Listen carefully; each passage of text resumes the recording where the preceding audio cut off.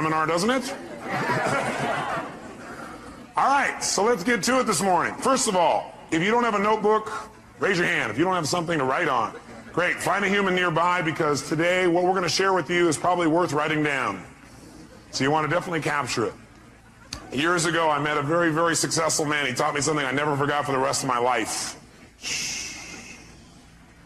He said, Tony, whatever you do in your life, whenever you find you're going to go someplace where there's some great ideas, some great resources, he said, always make sure you take a pen and paper. He said, because what you want to do is you want to be able to capture those ideas and cement them to paper so you can review them in the future. In fact, what he got me to do was to keep a journal, and I would highly encourage you, by the time you come to the next management session, or maybe even during a break today if you wanted to get yourself a hardbound journal. Hardbound journal meaning not a loose leaf. And you can get those in all kinds of stationery stores, some religious bookstores. And the bottom line is, if you keep a journal, you don't even write it every day, but when you get thoughts or ideas, you capture it there, you can't believe what'll happen. You'll start to accumulate a wealth of knowledge and ability and skills and resources that not only will help you, but you can help other people as well. I've been keeping journals myself now for about a dozen years. And I go back and review my life, and it has two real values, I think. One is, it gives you a chance to really see how much you've grown. Because how many of you have kids? I'm curious. How many of you have somebody come up and say, boy, your kid's really growing? You go, really? Because you're so close to them, you don't notice it as much. How many found that to be true? Guess what? It's even worse with yourself. Sometimes we don't give ourselves credit for the amount that we're growing, but I'll tell you one thing, if you keep a journal, it won't be hard to see how much you're growing. Because you'll see the kind of goals you had back then, the kind of things you thought back in those days, and you'll begin to see the evolution of your growth. Also, I personally believe that if life's worth living, it's worth recording. And it's an incredible gift to give to your children, because someday they get to know exactly how you were at different times in your life, and they get to learn your lessons without having to go through it. So I highly encourage you to do that, but as a very minimum, let's make sure we take notes. You guys ready to crank? Yes. Thanks. Let's do it. So this whole weekend is about connecting and communication. Really, it's about communication and relationship, how to make everything more worthwhile. And the technology that we're going to share with you this weekend has a unique name. We call it reality bridging. Reality bridging. I'm going to make you go into a deep trance trying to figure out what that means, right? We're going to clarify it for you. But reality bridging, it's the technology of vital communication and true freedom.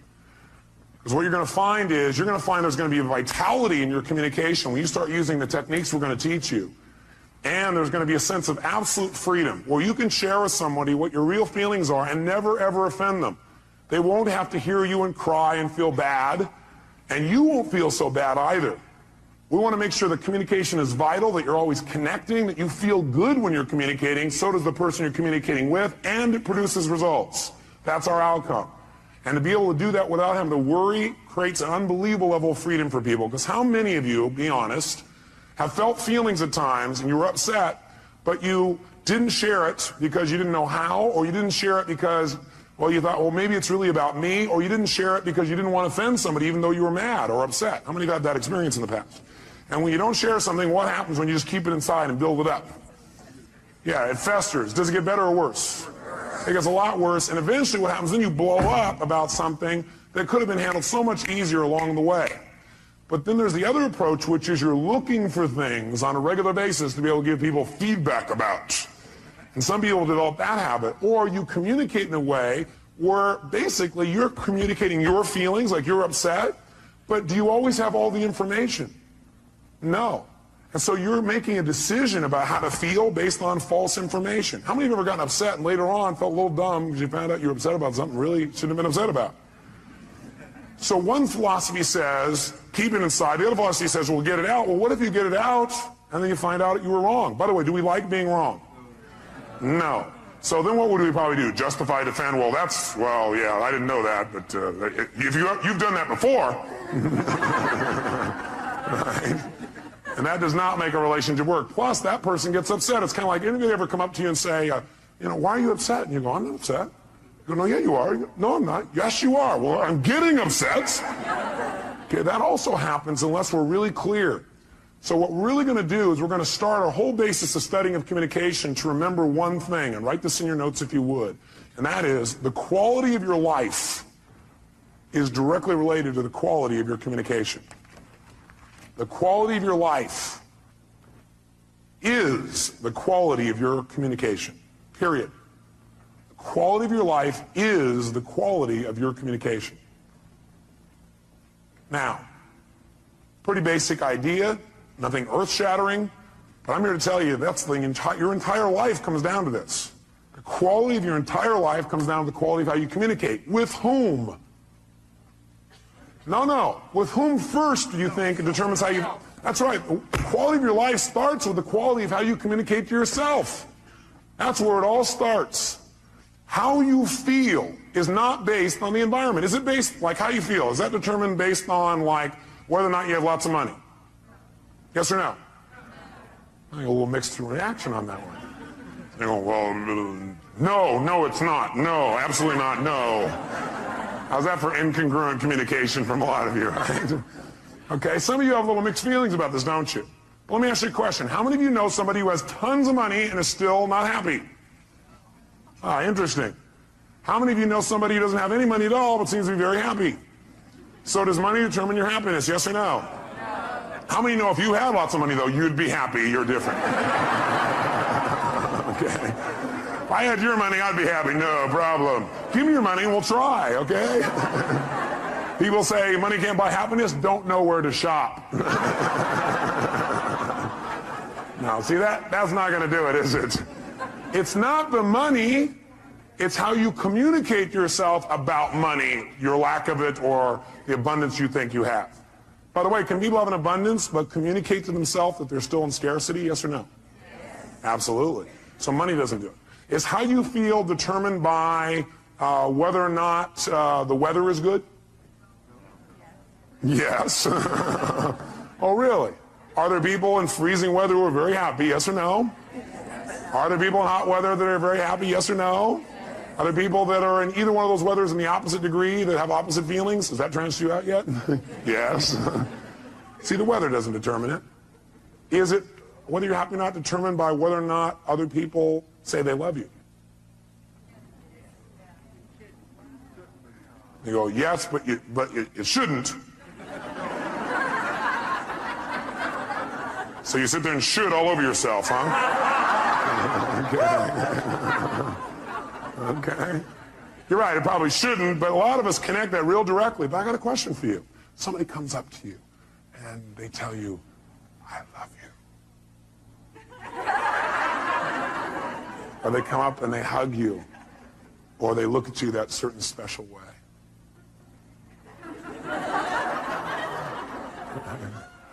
Or they kiss you passionately, and you have these feelings inside. You begin to come to attention, gentlemen.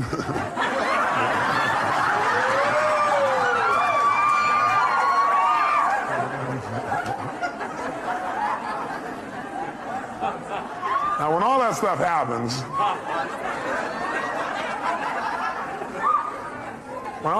happens, my question for you is, wait, what made all that happen? Was it really the kiss that did it? Oh, yes, sir.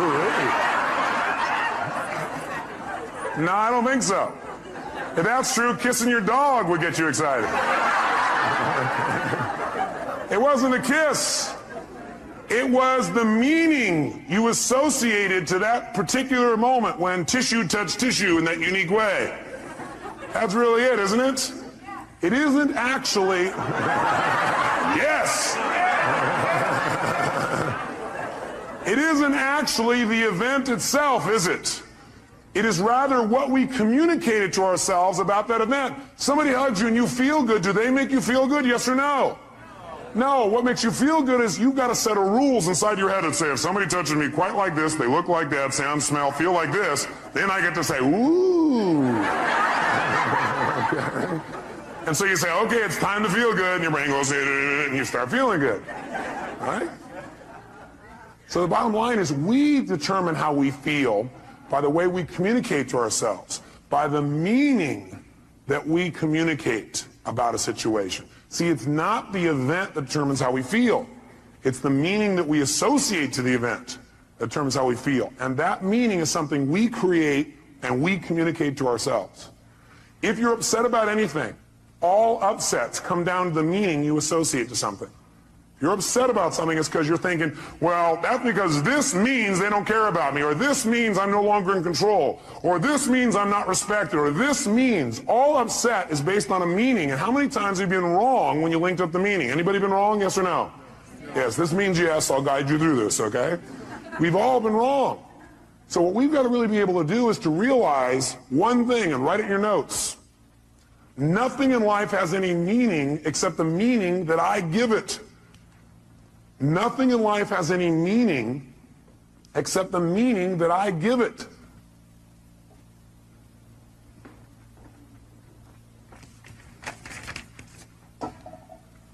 Nothing in life has any meaning except the meaning that I give it. You're the one that puts the label on what things mean. And the last time you were with me, I gave you a phrase when we talked about transformational vocabulary. If you recall, transformational vocabulary is the idea that we get all these pictures and sounds and feelings and sensations start to come in our body, but we don't know what it means till we put a label on it. So you get all these things and they feel uncomfortable, they feel kind of painful, and you call that humiliation. Will that intensify the feeling more than if you say, I'm a little frustrated? Yes or no? You better believe it. The label we put on our experience becomes our experience.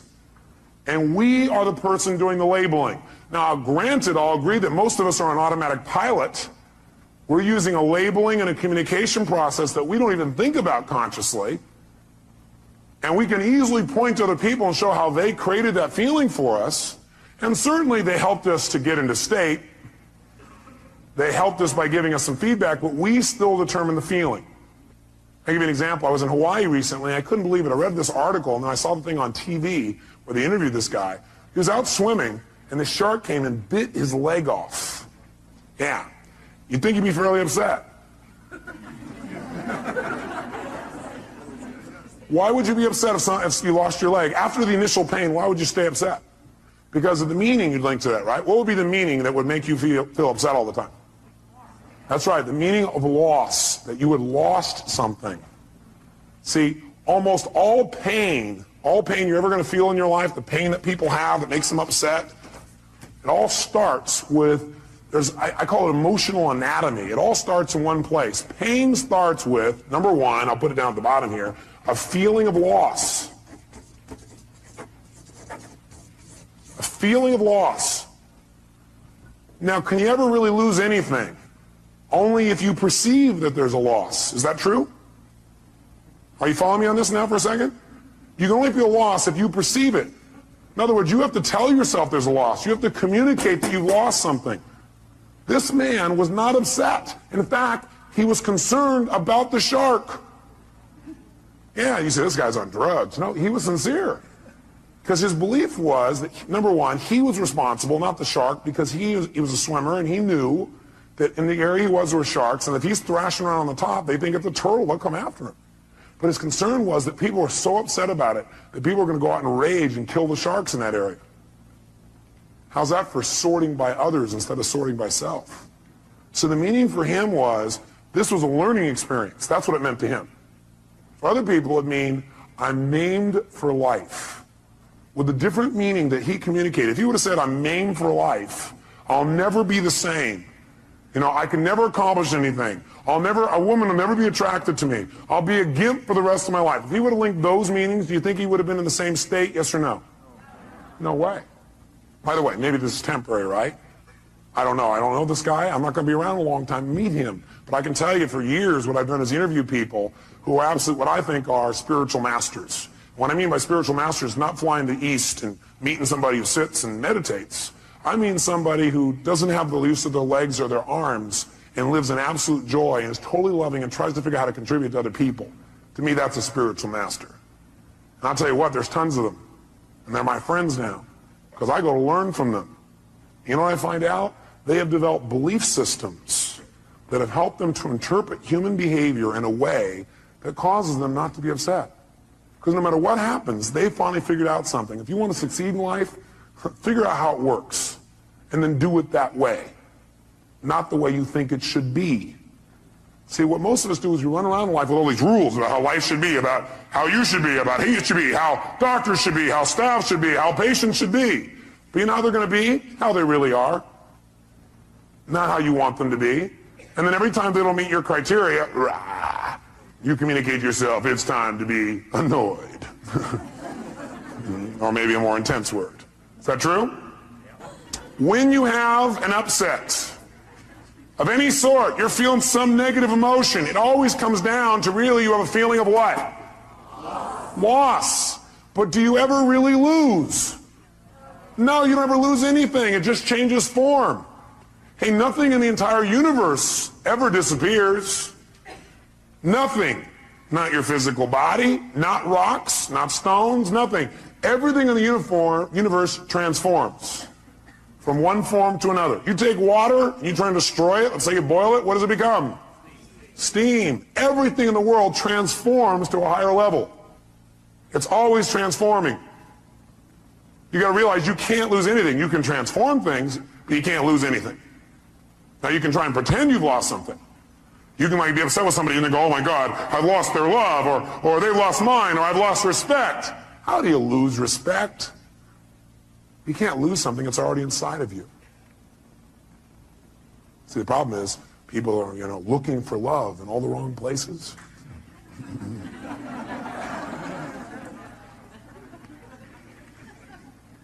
Love is not something you have to go looking for when it's where you come from. A friend of mine said that, Michael Hadley. I thought, wow, what a great thing to remember. Love is not something you have to go looking for when it's where you come from. So you can't lose something. Everything you thought you'd lose is already inside of you. See, if you won't feel respect, it's because you aren't choosing to focus on being respected. You're not communicating to yourself you should be respected. What if I said something to you? And I said it in a way that made you feel disrespected. It made you feel disrespected, or you took what I said, managed to interpret it, represent to yourself, and communicate to yourself that my saying it in that tone of voice means I don't respect you, therefore you can't have these feelings. Does that make any sense? No. Do we do it all the time? Yes. Do we want to continue to do it? No. Okay? We want to change that. You can't ever lose anything. Now you can perceive you've lost something. And by the way, do some people who've not lost a limb, not lost their eyesight, not lost anything, feel like they've lost over little stupid things, yes or no? Some people feel lost about something they never even had in the first place. Like they had this goal and it didn't happen. And then they go, I lost my goal. You never had it. Or they have this expectation. Most upsets are about expectations that aren't met. Isn't that true? You expect somebody to do something. You expected yourself to do something. You expected life to do something. You expected the weather to be a certain way, and it didn't happen. You go, oh, I lost out. How could you lose out on something you never had? You must have been very confused. So you can't lose. But if you want to feel bad, what you have to do is have the illusion of loss. Create the illusion of loss. That's all you have to do to feel bad. So I'll guide you on how to feel bad. Step one, feel bad. Create the illusion of loss. I want you to make sure you take notes so next time you want to feel bad, you know what to do. Okay? Now, after the illusion of loss, what that usually does is that creates the second major emotion in the anatomy of human emotion, and that is feeling of hurt. Feel hurt. And usually what happens is people don't notice the loss thing, they notice they feel hurt. If they're sensitive. Because this stuff happens pretty fast, doesn't it? Like we've forgotten it's loss. All we know is we feel hurt. Anytime somebody feels hurt, what it really is, they have a sense of loss about something. They lost out on their expectation. They lost out on what they thought they had. They think they've lost out on something else. They think they're missing out. They think something has changed. They think they're losing something. And they feel bad. They feel hurt. How many have felt hurt in a personal relationship? Great. Tell me, raise your hand and tell me, what did you feel hurt about? Give me an example. Yes, sir. You felt hurt about dishonesty, meaning you felt this person had been dishonest with you. Now, are we absolutely certain that this person was dishonest, that he felt that was dishonest? Yes or no? Is it possible this person was not dishonest, but rather he interpreted their behavior as dishonest? Yes or no? Yes or no? Yes. I had a conversation with my mom not long ago. I couldn't even believe it. She was like all hurt. She said, I'm really, and she went to the next level. I might as well tell you what it is. Most people, by the way, don't stay in hurt. They manage to immediately amp up into anger. Is that true? That's right, and that's the third emotion. So if you're angry, what you really are is what? Hurt, which means you really just have a sense of what? That's really it. So my mom was upset. I was like, what are you upset with me about? I mean, what did I do? She goes, well, she does flowers for seminars. And she asked me if I would contact this hotel and have the hotel like use her services. And I said, I'd be willing to, but I don't think they do that. I mean, they never do it for us. Well, she talked to somebody else, and that somebody else told her that the hotel does it all the time, and they contract with somebody else, so your son must not really care about you. Now, she was also in a very stressful state. Does the state we're in just our normal life affect the way we interpret meaning? Yeah, she was stressed about a bunch of other things, so while she's in a stressful state, somebody said this to her, and she went, oh, my son, he just thinks I'm a pain in the butt. He just wants to get rid of me. He must be ashamed of my work. He must not like my flowers. She created all this wonderful stuff. Can we create all kinds of shit in our head? How many are good at creating shit in your head? Okay. All right. Good. I am too. We all are. I'm not picking on my mom, trust me. Oh boy, it's on video. Now I'm really in deep shit. She taught me everything I know. She did teach me a good deal of what I know. Gave me a great foundation for my life. Point is, though, seriously, is she's all upset, and she thought that I had lied to her. Now, first of all, when she said I had lied to her, what do you think happened to me? Like, me, honesty is one of my highest values. I'm probably too honest. I tell people everything. Right? What? Right? The fact that she questioned my honesty. How many of you, somebody questioned your honesty, and you know you're honest? I mean, that really upsets you. What do you think I got when she said that? Angry. How could you say that? And plus, I just did all these things for you. And I started remembering all the stuff I was doing for her, and I said, I have never lied to you in my life. Well, maybe when I was a little kid, but not since then. I said, what are you talking? I can't even believe that. Why was I angry? Because I felt what by her statement? And I felt hurt because I had a sense of what? Loss. And my loss was, how could we lose that connection of knowing who each other are? I'm my own mom. I'm going to do anything for her. I just got done doing this unique thing for her that, blew her out of her shorts. She didn't ever expect it. Right? Blew her out of her shorts. Interesting picture.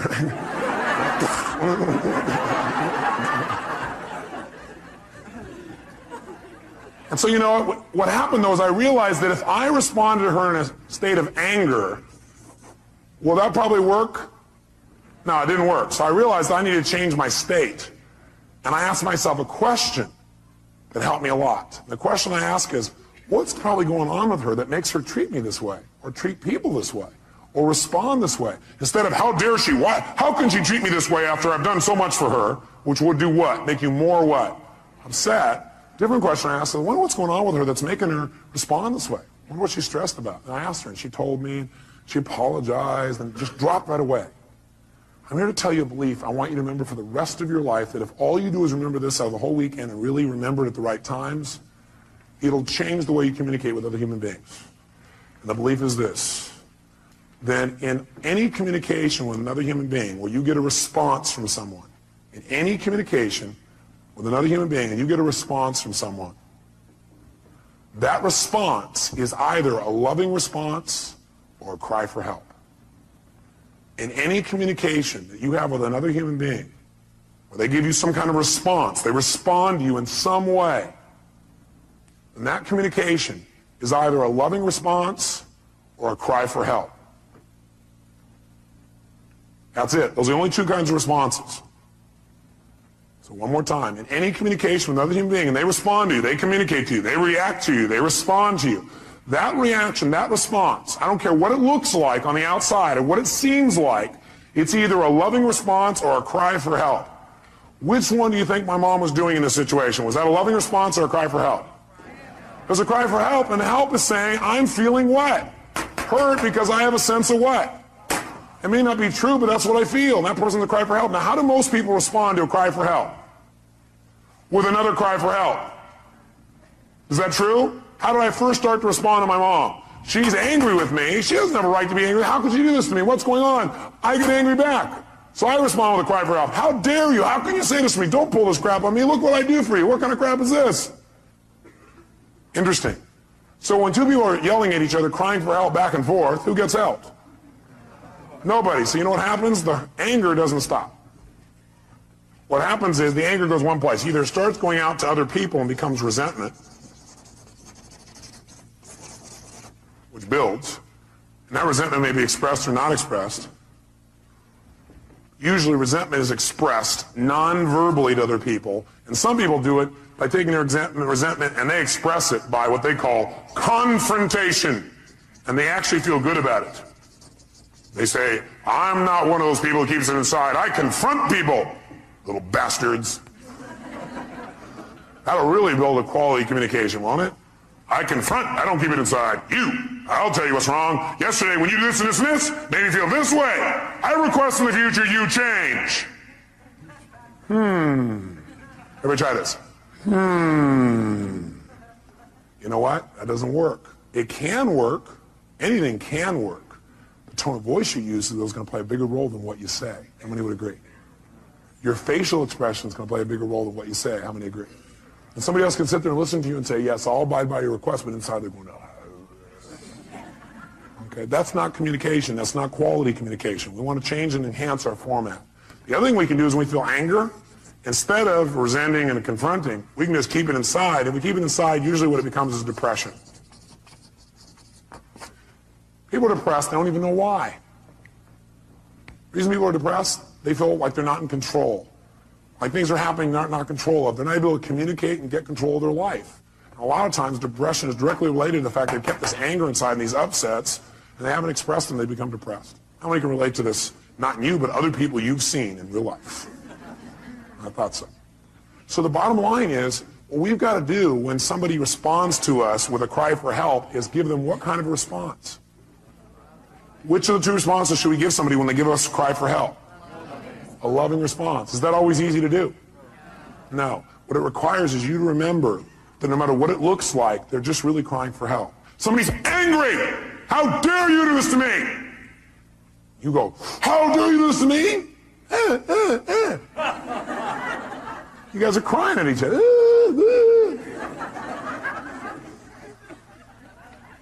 How dare you do this to me? You should go, you should picture that. How dare you do this to me?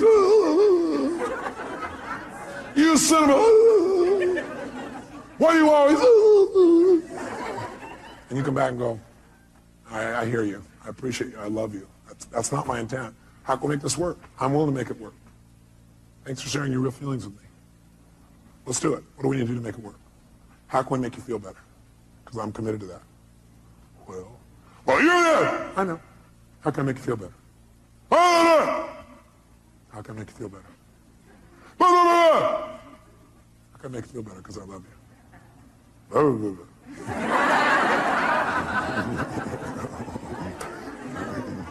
How can I make you feel better? I'm willing to do it. What is it going to take? How can I feel it? What will it take? Let's do it right now.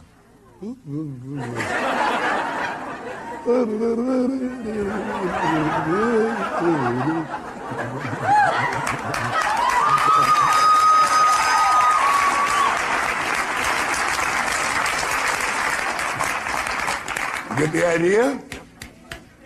You don't want to respond to a cry for help by crying yourself. You want to be bigger. And the way you get bigger is you remember this. You remember it, you use it, you make it work. Okay? This will change your life. That one belief, if you also execute it. And you know what you're going to learn today? You're going to learn some skills today that are so easy and so simple that all you got to do is commit to making them a habit so you don't have to think about it anymore. Your life will change forever. Your personal life, the way you communicate to yourself, your practice, your team, and most of you are already so bonded, you're incredible. But is there always a deeper level that we could pursue, yes or no? There's always a deeper connection. And if it's possible, should we pursue it? Yeah, why not have more ecstasy? Why not be closer? Why not be more loving? Why not be more connected? Why not do more? Why not create more? Why not make it happen? Why not? Why not us?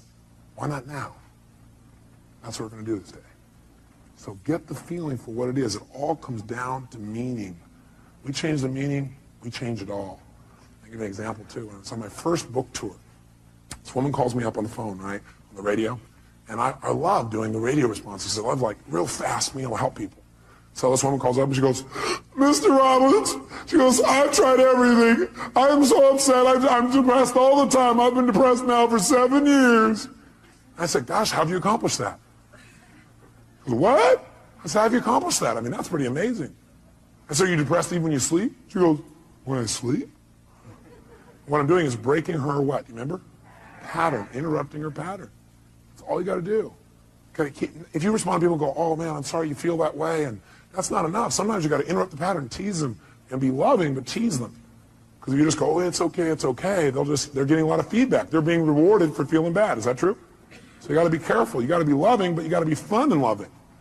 So that would be my response. A loving, fun-loving response. An outrageously fun-loving response. That'll break their pattern. Do something they don't expect. So I said, well, what's the challenge? You go, well, it's because my boyfriend left me 7 years ago. He left me. He took my whole life. I said, he took your whole life? Because, yeah, I gave him everything. I said, everything? You kept your voice, I hear. So, well, you know, he gave me everything. My whole life's run forever. Why is she in pain? That's right. She feels tremendous depression, actually, because she's been angry, because she really felt what? Hurt, because she has a sense of what? Are there people who end a relationship and don't feel a sense of loss? Yes or no? Yes, because you have to tell yourself it's a loss. You have to communicate it's a loss. How many found that in the past what you thought was a loss was actually your gain?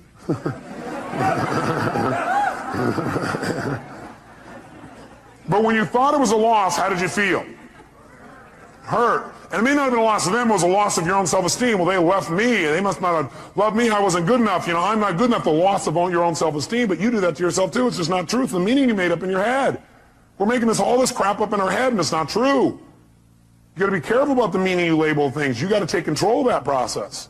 So someone's going, well, he left me, that's why my whole life is over. The reason she's upset, the reason she's this angry, is not that she feels a loss, but she's labeled that loss. Because of that, my whole life is over. How would you feel if your whole life was over? A bit depressed? You better believe it. So I said, look, bottom line is, I said, man, you got to change your state. The state you're in right now, you're going to keep thinking your life's over. You got to change your state. Because, yeah, well, I tried. I said, what have you done? She goes, well, I've taken drugs. I said, well, you know, what else have you done? I've seen my therapist for years now. I've done this. I said, you know, stop. I started yelling on the phone on the radio, right? And so I can imagine her face going, what, is he crazy? What's going on? I said, you listen to me right now. You want to change this? You do exactly what I say. When I say now, you put the phone down. And you run outside, and you just yell 2 words at the top of your lungs, over and over again. Next! Next! Next! As you think about your old boyfriend. At first she was like in a deep trance with no reaction, right? And all of a sudden I heard this chuckling. She's laughing hysterically. Right? She starts to laugh. I said, just yell next. Go out there and look around, see men, go next. As soon as she started laughing, I said, think about your old boyfriend. She starts laughing. Think of your old boyfriend. She's laughing. Think of your old boyfriend. Laughing. Think about your old boyfriend. Pretty soon when she thought of her old boyfriend, guess what she began to do? Laugh. Right? Now, am I belittling the relationship? No, but do you think if she laughs when she thinks about it, she'll be able to deal with it better than if she cries? You better believe it.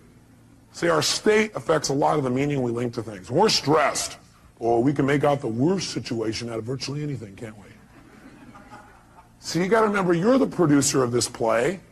You're the one writing the script of this movie. Now, some of you, though, have like one style of writing called drama.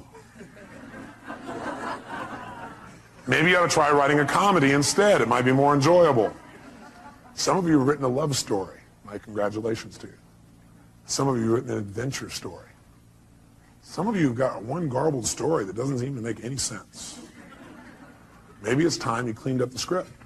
Which doesn't mean go back and rewrite it all. It means tear up the old one. Do you have to like go back and rewrite the whole script in order to make it work? Yes or no? Now what you can do is set it aside and move on from here. What a concept. Decide, what do I want now? What happened to my past doesn't mean diddly.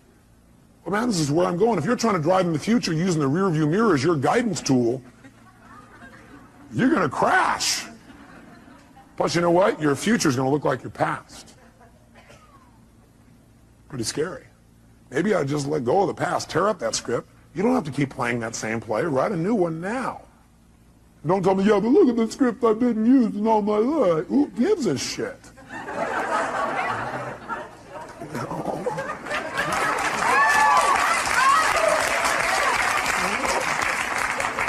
Put it in the circular file and write a new one.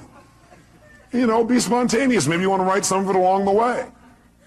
Maybe you don't have to have the whole thing planned out, every detail, know exactly what's going to happen, when it's going to happen.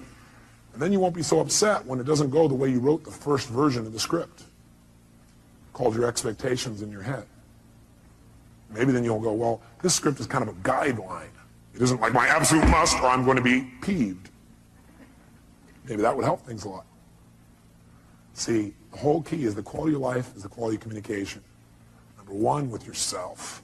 Because nothing has any meaning except the meaning you give it. And the meaning you give it is going to determine how you feel. How you feel is going to determine what you do, and what you do is going to shape your destiny.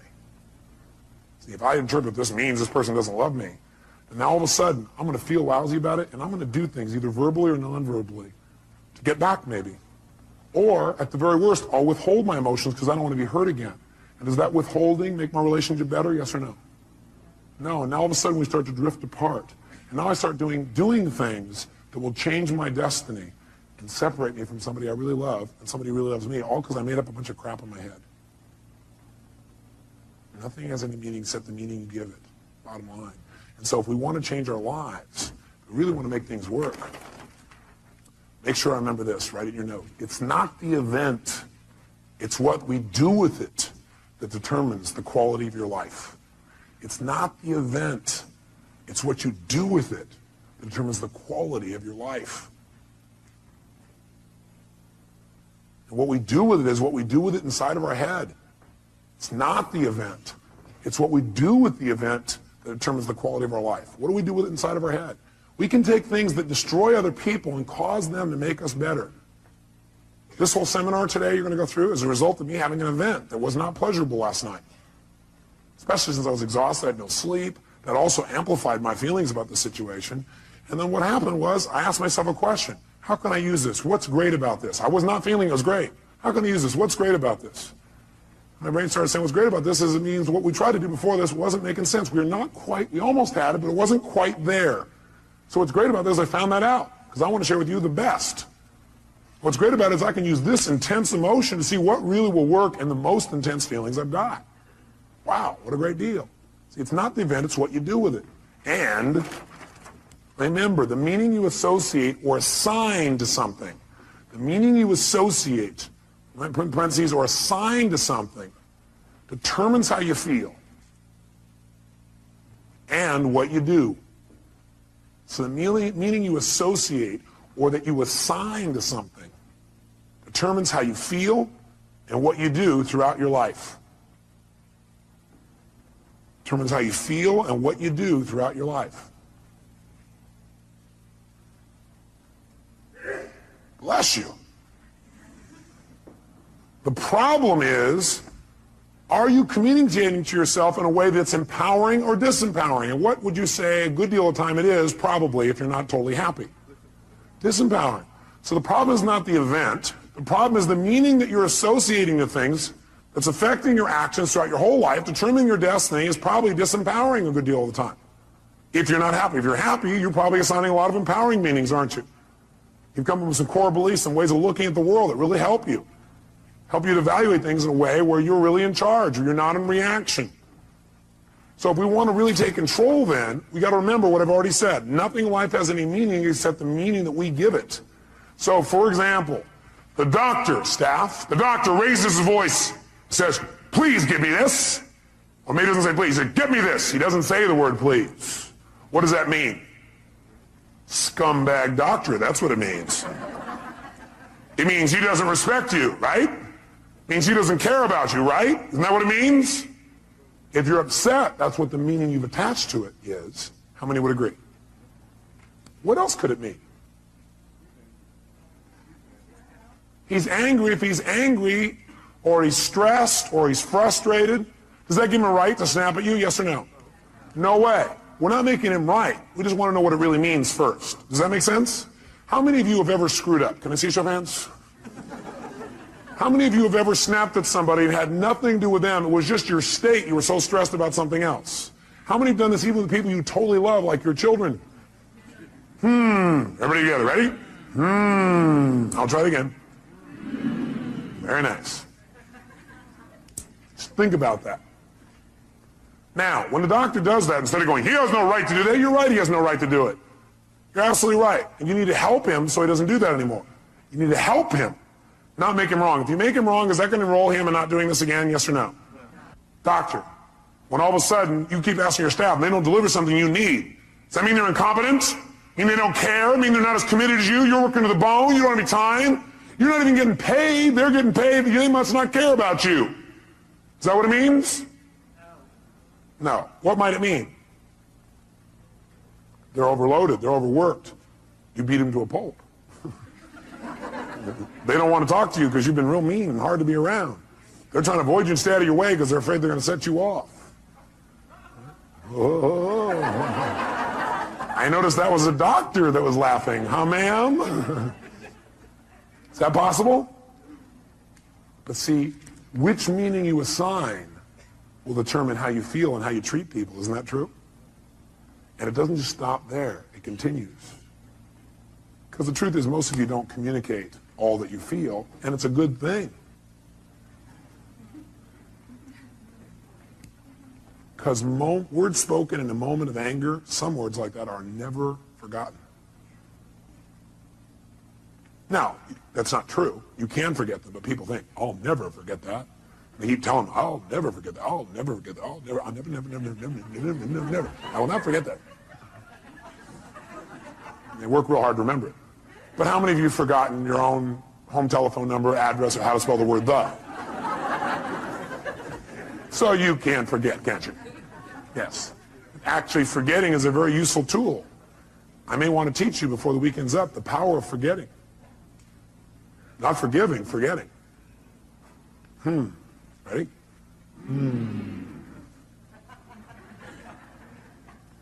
Is it sometimes useful to forget? Yeah.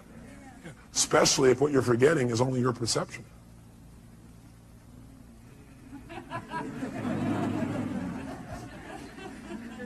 Especially since your memories are nothing but myths anyway. Because if you ask my mother, I bet she'd have a different story. True? That's right. See, the bottom line in life then is we've got to make sure that we assign a meaning that empowers and doesn't disempower. By the way, we don't really know for sure what the meaning is unless we ask. By the way, do we always have to ask? No. Sometimes we can hallucinate that people are coming from the best place. How often would it be useful to hallucinate that people are really coming from positive intention? Yes. See, if you question my behavior, I can probably deal with that. But if you question my intention, that is going to really hurt me. Because I'm going to go, don't we have a relationship? Don't you know who I am? But that's probably not how I'm going to respond. I'll probably respond with a cry for help by being pissed off that you could ever question my integrity or my intent or whether I care about you. I mean, how can you do that after all I've done for you? And then people start justifying and noticing all the things they've done for you. Then they get really even more mad, amped out. Is that true? Okay. So what we've got to really do is we've got to say, okay, I don't know what the meaning is. I'm not sure what the meaning is. But I'm sure that the intent is positive. The person's either stressed or something else, but I know who they are. I remember who this person really is. The moment doesn't matter. This too shall pass. Is that true? Unless I decide to try and hang on to it, not let it pass. Have you ever tried not to let something pass? It gets to be painful after a few days.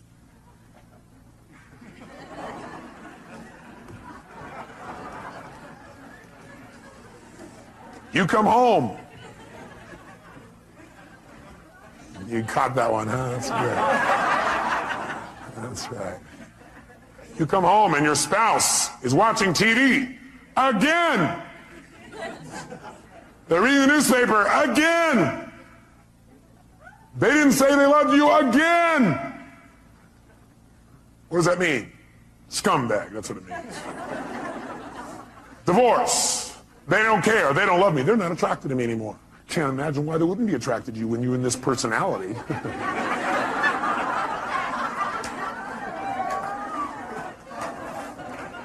Probably looks at other men, looks at other women.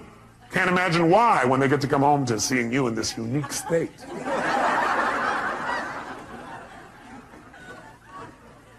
Because they don't have very good taste, that's why. They don't know what they've got. Maybe they know what they've got. Maybe that's why they're looking.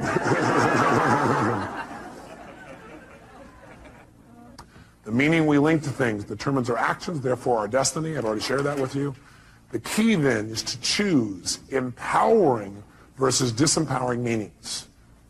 The key for us from now on is when something happens, we're going to probably have a reaction, and after we're done with our little reaction, we should sit back and say, what's a more empowering way of looking at this? What might be a more empowering way of looking at this? What else could this mean? Because I choose the empowering one. I may be wrong. Is it possible the person really is a scumbag? I guess anything's possible. But it probably won't empower you to look at them that way. Because people tend to be whatever you make them. You might want to write that down. People tend to be whatever you make them.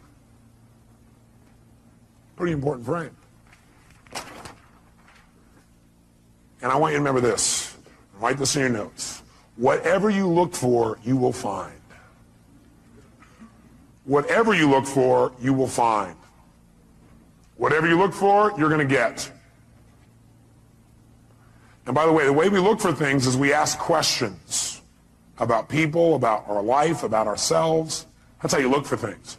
The way you direct what you focus on is ask a question. Very quickly, look around this room as fast as you can. I want you to notice everything in this room that's brown. Quick, everything that's brown, brown. Clothing, people's hair, floors, anything brown, brown, brown. Only brown, brown, brown, brown, brown, brown, brown. Close your eyes. With your eyes closed now, tell me everything in this room that's red. Raise your hand if you see a lot more brown in your head than you see red. Raise your hand. Open your eyes. Look for red now. See everything you see in this room that's red. Red, red, red. Anywhere you can see it. Clothing, people. Anywhere you see red, red, red, red, red. Look around. Red, red, red. How many see a lot more red now? Raise your hand. Guess what? You get what you look for. And I got you look for it by asking a question. That's also how you get yourself to look for things, by asking a question. Like, what's wrong with this person? And you know what? If you look, you'll find what's wrong. There's wrong. Look, there's what's wrong with them. Why are they such a scumbag? You say, okay, why? All right, here's one reason, here's another, here's another. How come I can never succeed? Well, let's see here. You look inside, you say, oh, yeah, these suspenders aren't the right level. Yeah, this here, yeah, my childhood, I got all the reasons. We get what we look for. Can you find somebody who's horrible, and could you find something good in them if you look for it? Yes or no? Yeah, because you're the one that determines whether it's good or not anyway. Isn't that true? Could you find something good in Saddam Hussein if you wanted to? I'm not saying we should. Right? If you wanted to, could you? Do certain people think he's good? Yeah. People say, hey, he's gotten back our land. I don't necessarily agree. But you don't have to agree to be able to appreciate. Is there a difference? Yeah. You can appreciate somebody's view even if you don't agree with it. You can appreciate that for them that's true. You can appreciate that they have a different reality than you have about something. Most of us think we all have to share the same perceived reality. Now, sure, we share the same physical reality, but physical reality is not what most of us experience. We experience a perceived reality we've made up in our head. Isn't that true? And so do you remember what the title of this technology is? Bridging realities. What we're going to want to do is build a bridge between our reality and somebody else's so that we can connect and have a relationship. We don't have to make them live in our reality. We don't have to hold our reality as their absolute. We can create a bridge. And by having that bridge, we can exchange information between our two cities, our two communities of emotion, our two communities of understanding. We can create a connection. We're no longer separate. We're connected. And we can share. We can have our own identity and feeling. We can also connect and share. There's no limit. We can do it at any moment. All we have to do is choose to cross the bridge. That's all we got to do. Bridge the reality. And we're going to show you how to do that with people for the rest of your life. It'll change your life like few things you've ever learned in your life. It'll be so simple, it'll be a joke. But it starts with this basic philosophical understanding that the way you feel is based on the meaning you give things. You're the one giving the meaning no matter what, even though it feels like somebody else.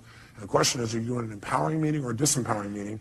And if you say, yeah, but look, I got proof. I got proof that what I'm saying is true. Do you want to be in right, or do you want to be in a relationship? Do you want to be right, or do you want to be in love? Well, write that down. Ask yourself this as a question in the future. Next time you're in an argument, ask yourself, do I want to be right, or do I want to be in love? Because that's really your choice. That's really it.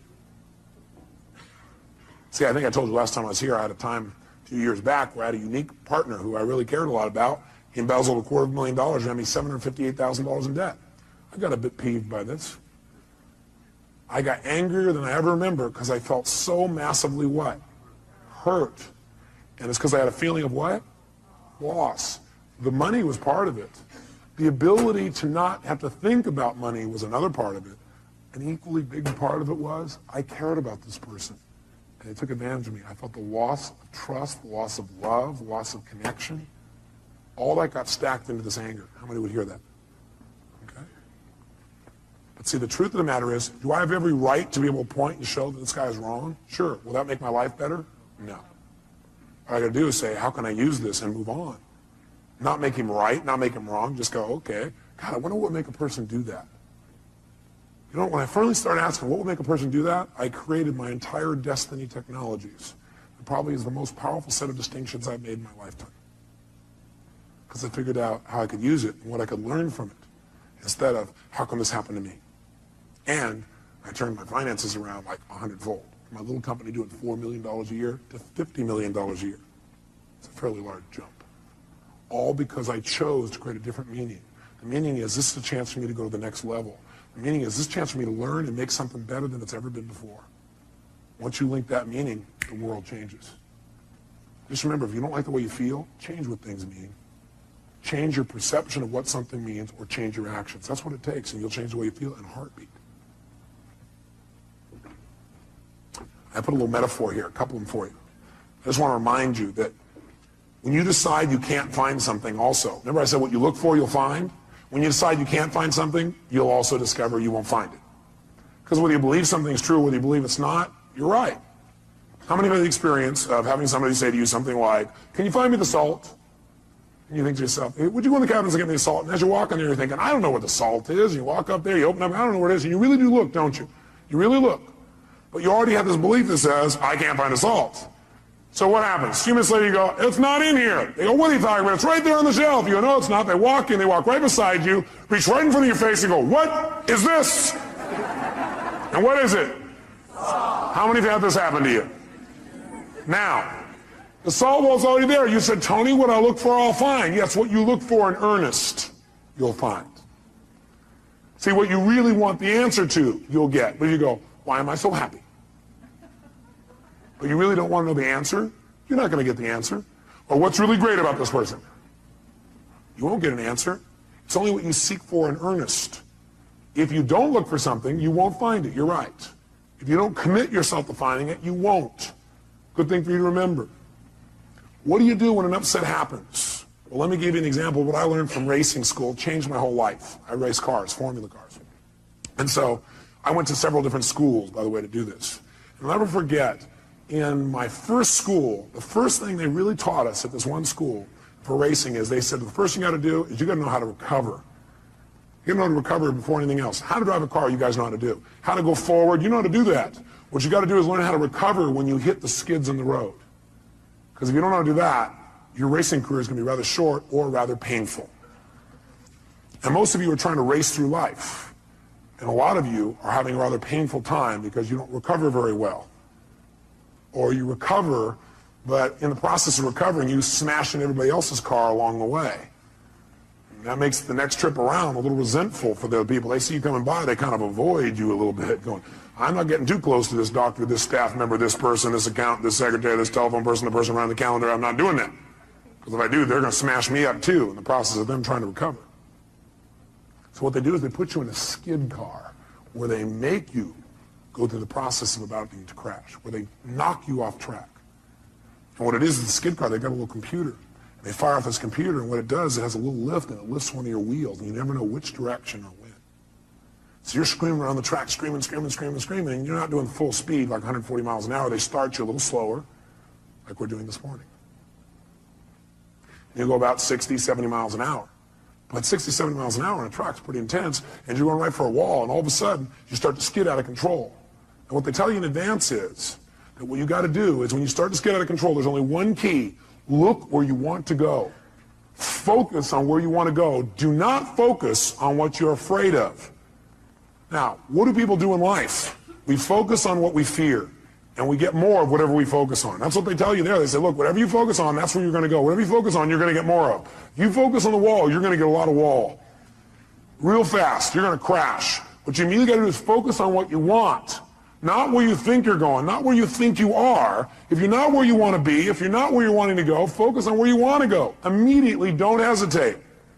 They said, now what you're going to have to do is when you do this, it won't feel like it's working at first because you'll still feel like you're going into the wall. Because what happens, you have so much momentum in that direction that even when you focus on where you want to go, there'll still be a little bit of momentum in that direction, and there'll be a little bit of a lag time before the car turns. So don't, because you don't seem to be turning, turn back and look, because you do, you're going to go right there and crash. Keep there. You have to use that F word. What is it? Faith. So what happens is you turn, you're going in, and what does most people do? First of all, most people don't even turn. What do I do the first time? I'm screaming along, all of a sudden I start going to control, I go, ah! I'm looking right at the wall. My instructor, last minute, saves my life by grabbing my head and going, and pulling my head physically in the direction I should be looking, which is directly 90 degrees opposite of where I was going, right? I'm heading for the wall. That's where I need to look. So we're all about to crash, and he goes like this, and he's pulling my head over here, and all of a sudden I'm going, oh, and I want to look back, oh, when are we going to do oh? And the last second, it turned away. And I went, oh my God, my heart's beating out of me. I said, maybe I should try a different sport. I thought, now this is a good metaphor for life, so let me do it again. So I go out there, and you never know when they're going to do it. You're going. And all of a sudden, I'm starting to love racing again, racing. All of a sudden, I started to go, and you know what I did? Boom. I pulled my head. I'm like pulling my head in this direction because I keep wanting to go this way and look at what it is, pulling, and I'm waiting, and sure enough, the car turns just in time. And after a while, you know what you do? Something happens, you notice what it is. You don't stare at what it is. You don't figure out what it is. You don't go, that's a wall. Smacking that. What will it be like to smack that? Ooh, if I smack that, my body will go here, my head will go there. No, what happens is, you see the wall, you know what it is, you only acknowledge the problem long enough to know what it is, and then move on.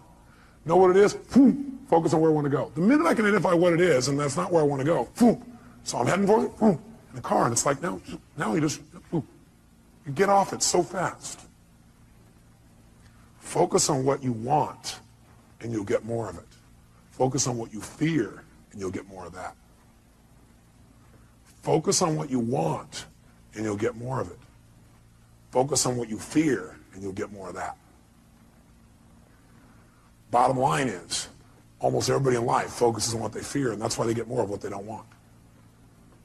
Right? Well, yeah, but what if this happens? What if that happens?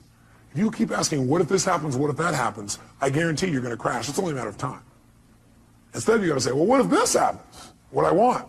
What will happen when I make this happen, what I want? And the more you focus on that, the more of an experience you'll have of what it is that you want in your life, and you'll get it right away. Now, here's the problem. You got to still hang on to your F. What is it?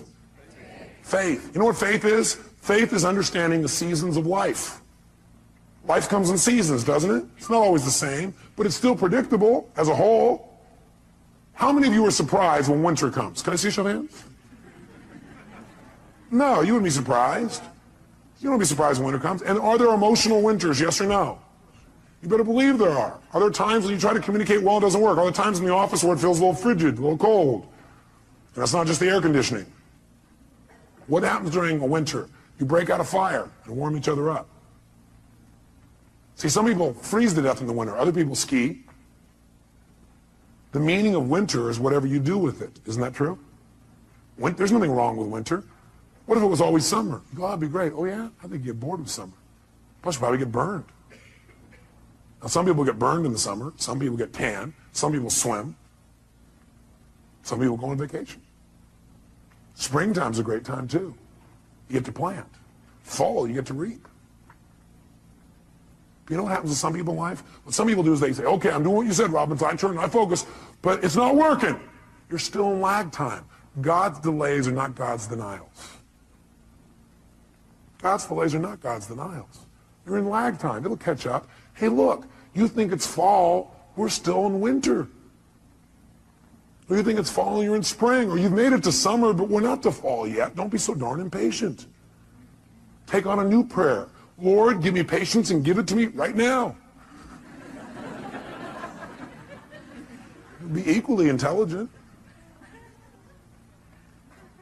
It's like some people think, okay, I know what I want. I want this seed to be a plant. They stick it in the soil. Then they come back the next day and they go, where's my plant? And the soil goes, are you new? That's not how it works. You plant it here, okay? You come back every day and take care of it, right? You make it through the whole spring. Then during summer when it's hot, you got to really, really take care of it because it gets even worse during that time. And you make it through all those seasons. In the fall, maybe, more than likely, not always, but most of the time, you will have a plant here. That's how it works. You go, that's not fair. Best of life is how it is, not how you think it should be. Because if you're coming back each day, the plant will see you come and start laughing, you know, giggling. Look at this guy. What's the matter with him? Why don't I have it yet? Lag time, that's why. Don't make yourself wrong because you're doing the right things and you don't see the results yet. It takes time. Most people completely overestimate what can be done in a year and underestimate what can be done in a decade. I can tell you my own career, my own life, my business life, I gave my heart and soul every day, 276 seminars a year. Going morning, noon, and night, giving my all. Anybody knows me will tell you, all my all, every day, no matter what. And you know what? I was broke. I was frustrated outside in terms of the business. Nothing was working. And I kept, asking myself a great question, like, why am I screwing this up so much? It wasn't me screwing up. It's lag time. I had to make distinctions. I had to build something. It takes time. But then the other day, I got a little reality check, which we're going to teach you today. My reality check is I'm flying up to Los Angeles to do my seminar up there in my helicopter, my jet helicopter. It's a tough life, but somebody has to live it. So I don't have to drive for 3 hours. I jump in my helicopter. I'm there in 35 minutes. And plus, I go down and dive down by the dolphins in the water and lift back up and play. It's like having your own roller coaster. And I'm flying over this area where I used to work in Glendale, California. I worked there as a janitor. I drove my 1960 Volkswagen that literally broke down on the freeway one day because the wheel fell off. I worked in the middle of the night so I could still go to school, and I got paid $5 an hour, but as a janitor, they figured out how many hours it should take, so I did half the time, did a better job. Because I learned if you give more value, you get to earn more. Good thing for me to remember. But all of a sudden, I flew over the bank, and I stopped. Because see, in a helicopter, you can stop. Like an elevator, just boom, right there. And I just hovered above where I used to work. And I thought, that was 12 years ago. Wow.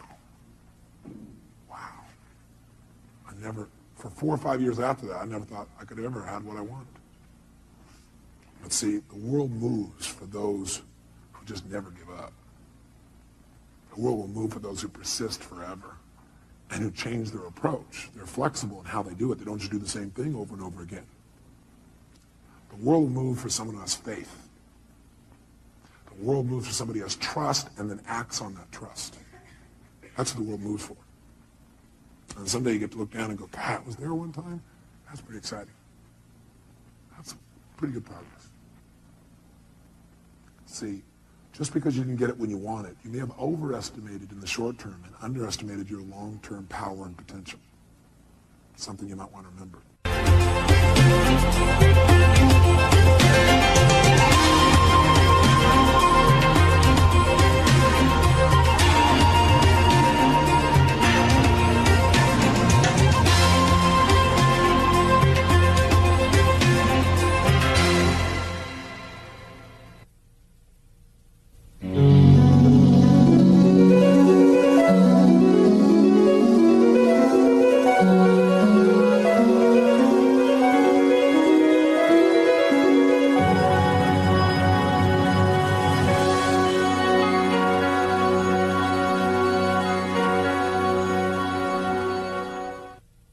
We mentioned something earlier, but I want to make sure you put it in your notes.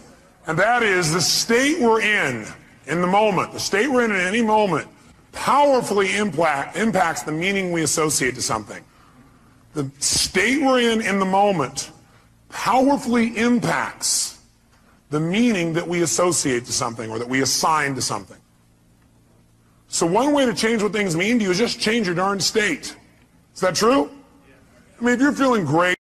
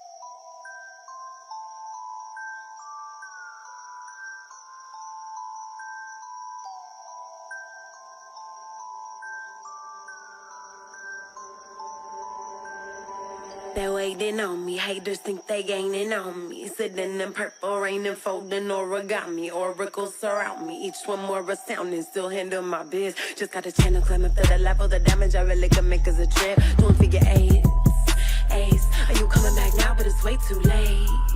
Just trying to be grateful, just trying to be great. Yeah, and one thing it taught me is this is a moment to get it. So have faith and don't hesitate. Where my bad girls at? Bad girls at? From the front to the back, front to the front to the front to the front to the front. But it work right now, work right now. Put it work, let me see, put it work. Put it work, let me see, put it work. Work, work, work. Put it work.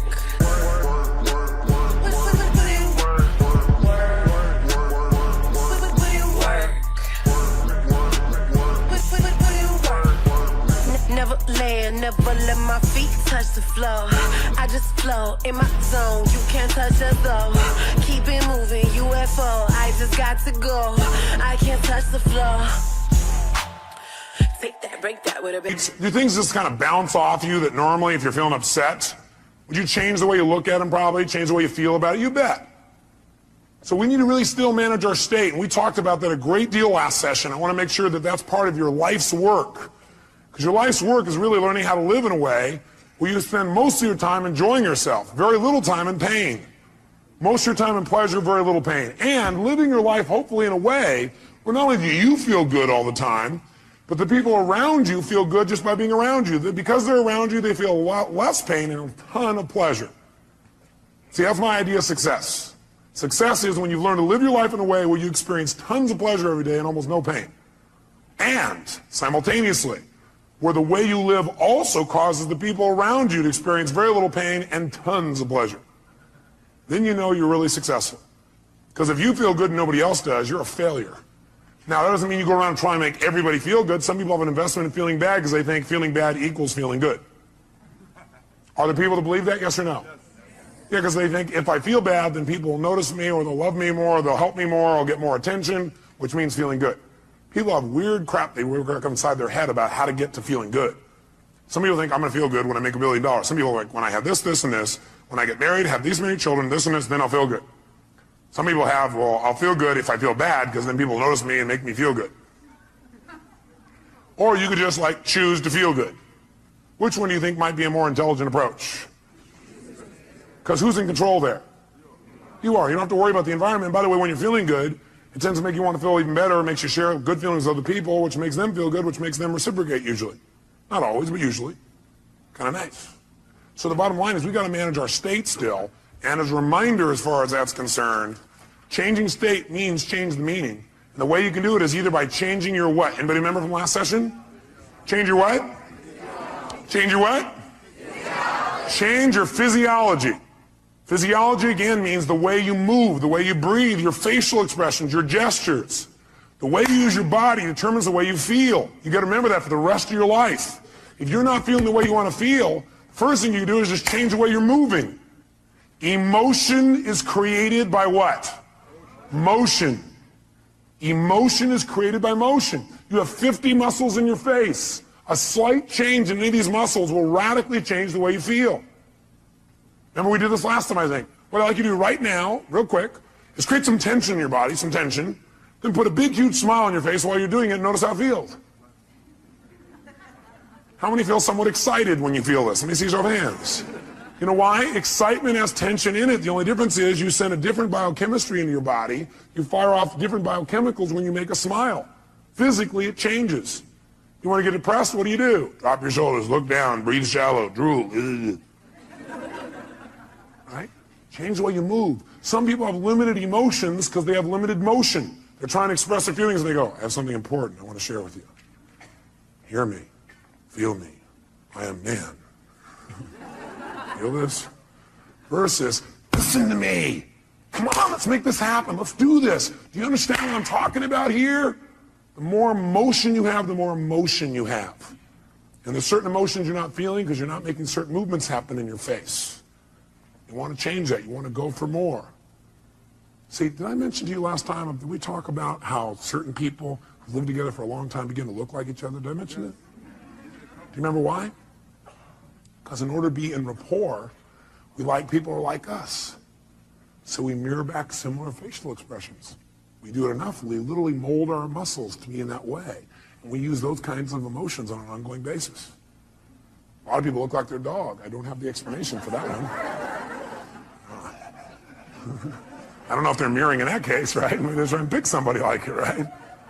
But see, the thing we got to realize is we got to control our physiology. So throughout this day, as last time, I want you to remember to live at level 10. You remember what that means? Living at level 10 means what you got to do is ask yourself on a scale from 0 to 10, where's my level of energy? 0 is dead, 10 is unstoppable. Which level is going to allow you to get more out of this weekend? Which one? 10, without a doubt. If nothing else happens from you coming to these fortune programs, but every time you get here, you demand from yourself for 4 days to live at level 10. Do you think you might develop a little stronger emotional muscle, yes or no? And pretty soon what used to be hard to do, like demanding 10, is the way you live. It's easy. It's like you can live that way easy, no problem. And now you go home and you live at that level. Does that impact your patients, yes or no? Does that impact each other in the office, yes or no? Does it impact your home life? Does that impact those ecstasy ideas we had about the relationship at home? Yes. See, if you're level 10 every time with your personal relationship, would that enhance it, yes or no? So how do you determine whether you're at 10 or not? You decide to go there, and the way you decide to go there is you got to ask yourself on a regular basis, where am I? See, I found the more you measure something, the better it gets. But if you don't measure it, you're not going to do well. If you set a goal on New Year's Eve, and then you check next New Year's, you're in trouble. Because you had one correction. It was at the end of the year, and it was too late. Once a month, you got a better chance. Once a week, you can really have it. Once a day, you won't have a bad year, you won't have a bad month, the worst you have is a bad day. The more we measure, the better we get. So what we've got to do is ask ourselves, where are we on a scale from 0 to 10? Where are you right now on a scale from 0 to 10? Sit right now like you would if you were at level 10. Okay, that's clear, you weren't at 10 then, isn't it? Come on, sit the way you'd be at level 10. I mean, absolutely, totally energized, excited, having fun, being outrageous and playful. Sit the way you'd be sitting right now if you're at level 10. Come on. And oh, you're not at 10. Come on. Come on, this is not 10. Let me see 10 here. Come on, even more energy. Come on. Most of you would probably have to make some noise or do something with your body to get to level 10. Come on, wake your body up. Come on, come on, come on, come on, come on. Come on, wake your body up. Come on. Come on. Come on. Now, this is level 10. Now, go to level 2. And imagine trying to learn at this pace for the next 3 days. Go back to level 10. Come on, go, go, go, go, go, go, go, go. Come on, come on, come on, come on, come on, come on, come on, come on, come on, come on. Now, I want you to commit you're not going to drop below level 8 for the rest of the weekend. Are you willing to do that? Yes or no? Yes, yes or no? Yes. Great. Now, if it's tough to stay at level 10, you want to push yourself to level 20. So just as a reminder, stand up. Remember how we do this? We put ourselves in a yes state. All remember what that means? Good. Then what I want you to do right now is take off your jacket. You have that. Not your blouse, ma'am, just the jacket. And we're going to put ourselves in that yes state. We're going to put ourselves in that state I talked about last time. Remember I gave you a metaphor the last time we were together, a reminder. I said there's a puddle of water here in front of me. And I'm an old person. And I come up to that water, what will I do? No, not just walk around it. I'll walk around it and bitch about it while I walk around it. Okay. But if I'm a kid, how do I deal with a puddle? That's right. Yes. Boom. That's the state we're going in. All those who want to do that for the weekend say aye. If you were in that state and somebody like came along and said, yeah, how do kids deal with that? They go, yeah. Would that be a healthier response than going, okay. I'm looking for new ways to hiss and get this person. Would that be more healthy, yes or no? Sure, it's more playful, it's more outrageous. Next time somebody is real bitchy, just get real bitchy back, we'll do it funny. Will that break their pattern? Yeah, you might piss them off even more. Well, at least we're moving them in some direction.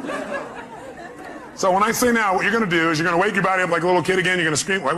You're going to scream and yell and be totally outrageous like a kid. If you weren't here before, you'll catch on quick. Then, at the peak of our being totally bizarre, weird, outrageous, playful, seductive, fun, adventurous, and outrageous again, what we're going to do at the peak of that is we're going to go and we're going to clap our hands and say the word yes right at that moment. And when you clap your hands and say yes, at that moment, your job is to create more energy, more excitement, more outrageousness than the moment before. We'll do it faster and faster. At the end, we'll do the world clap. But what I want you to do is go to level 20 on this. On a scale from 0 to 10, you're going to go to level 20. You go, that's impossible. That's why we're going to do it. Because also, once you've been to level 20, level 10 feels like you're relaxing by contrast. Okay, first let's just try the word yes strongly. Notice how it feels again. Ready? Yes! Say it again stronger. Yes! Oh, even stronger. Yes! One more time. Yes! Yes! That feel pretty good? Yes! Okay, good. Now, let's put it all together. Be a little kid again, be outrageous, create some energy. Come on.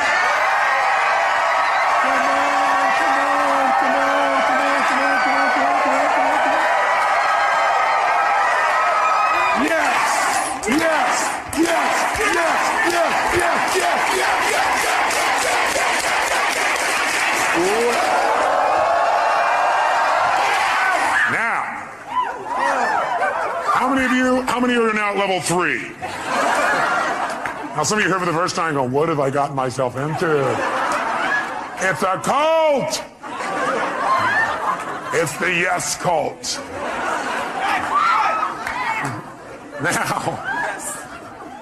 Now, how do you get a muscle? You push yourself beyond what's comfortable and you do it consistently. And that creates growth. So we're going to do it again. You go, I barely survived the first one. Let's try it again. Ready? Wake your body up. Be outrageous. Come on. Yes!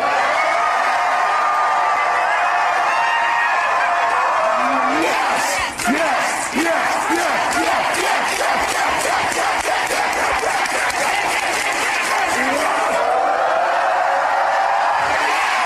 Now, in this state, if somebody had some petty upset with you, could you handle it?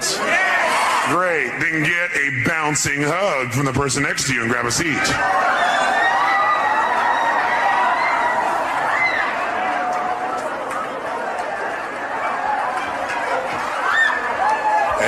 A seat. All right. We said there were 2 ways, though, that we could change our state. One was to change our what now? Nice and loud. Or the other is to change our focus. Change the way we're representing things to ourselves. Like picturing things in our head is one way we focus. Somebody doesn't show up on time, we picture in our head, I'll see why, because they're out there messing around, because they don't care about me, because this and this and this.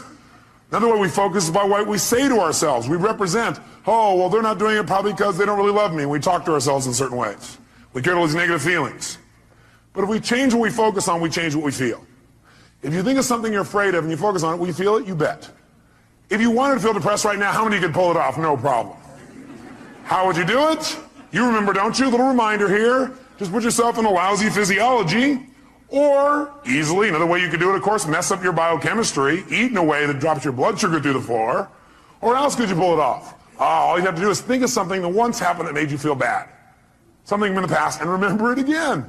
That seems very intelligent, doesn't it? And feel bad about it once again. How many of you would go to a movie that was terrible over and over and over and over again? How many would think that would be real intelligent? Let me see your hands.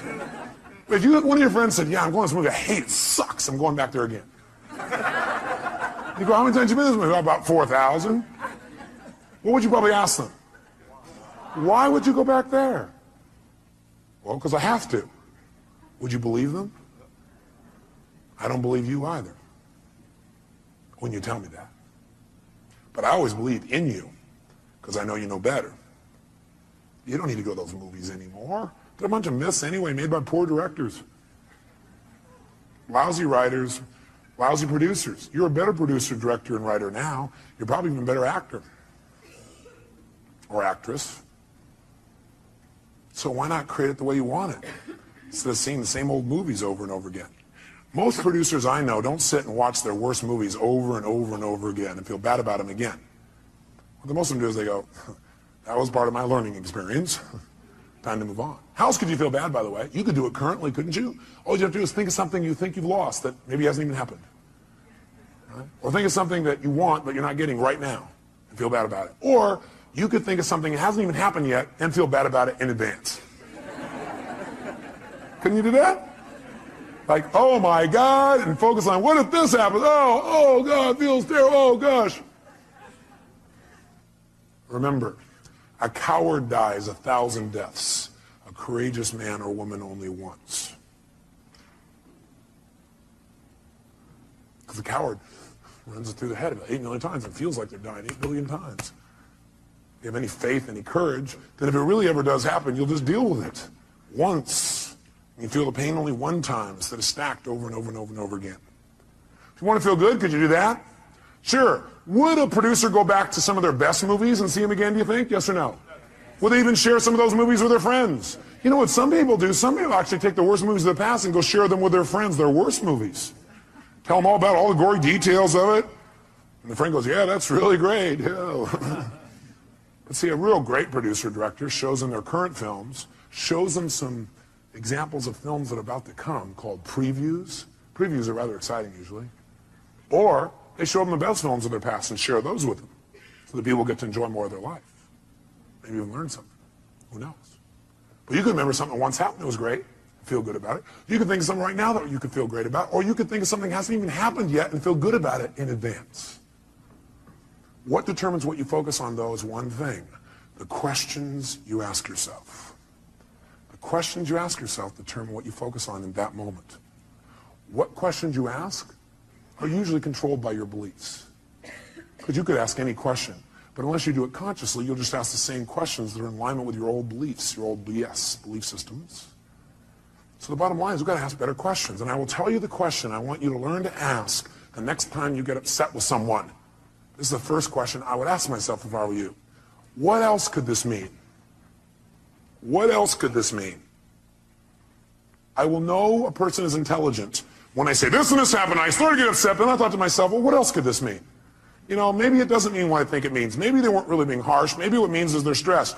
Maybe what I'm hearing from this person about what they said about me is not true. Maybe what it really is a distortion. Not that they mean to distort, but it's a distortion. Maybe what I've heard this person said about me is a deletion. Maybe this person is generalizing. Maybe this person heard it through somebody else. Maybe that person misinterpreted what I said. Maybe this whole thing isn't accurate. Maybe it's accurate, but they're stressed. Maybe I'm just stressed right now. Maybe what this really means is I'm stressed and I need to get more resourceful and be more loving. And I can handle this. Maybe what this means is a chance for me to go to the next level. What else could this mean? You're only upset when you've decided on a meaning that creates an upset. So if you're feeling upset, what else could this mean? Because again, how many of you have ever thought something meant something and been upset about it later on and found you were wrong? How many have done this? So wouldn't it be smart as a first step to always ask, what else could this mean? And search for other possibilities. See, with my friends, I always do this. If I care about somebody, I always do this. And what I've learned to do is even with people I didn't so much care about or didn't even know. What else could this mean? See, that makes your whole life open up and expand. See, once you think you know what everything means, you're in deep trouble. Because when you're a kid, you know what happened? You used to have this big giant doorway. But then you became an adult, and you noticed the door. And you started to say, I know how this door works. And you close it a little bit. You said, I know how the world is, and you closed it more. I know the world is, and pretty soon, now you know how the world is. You absolutely know how the world was. See, when you're a kid, you didn't know how the world was. It was just amazing how big the world was. It was amazing how much wonder there was in the world. How much you could learn, how much you could grow, how stimulated you were. You were stimulated by all kinds of things because you didn't know for sure what everything was. You're always curious about what things were. But as an adult, you now know what everything is. And if it doesn't fit in there, it's wrong. We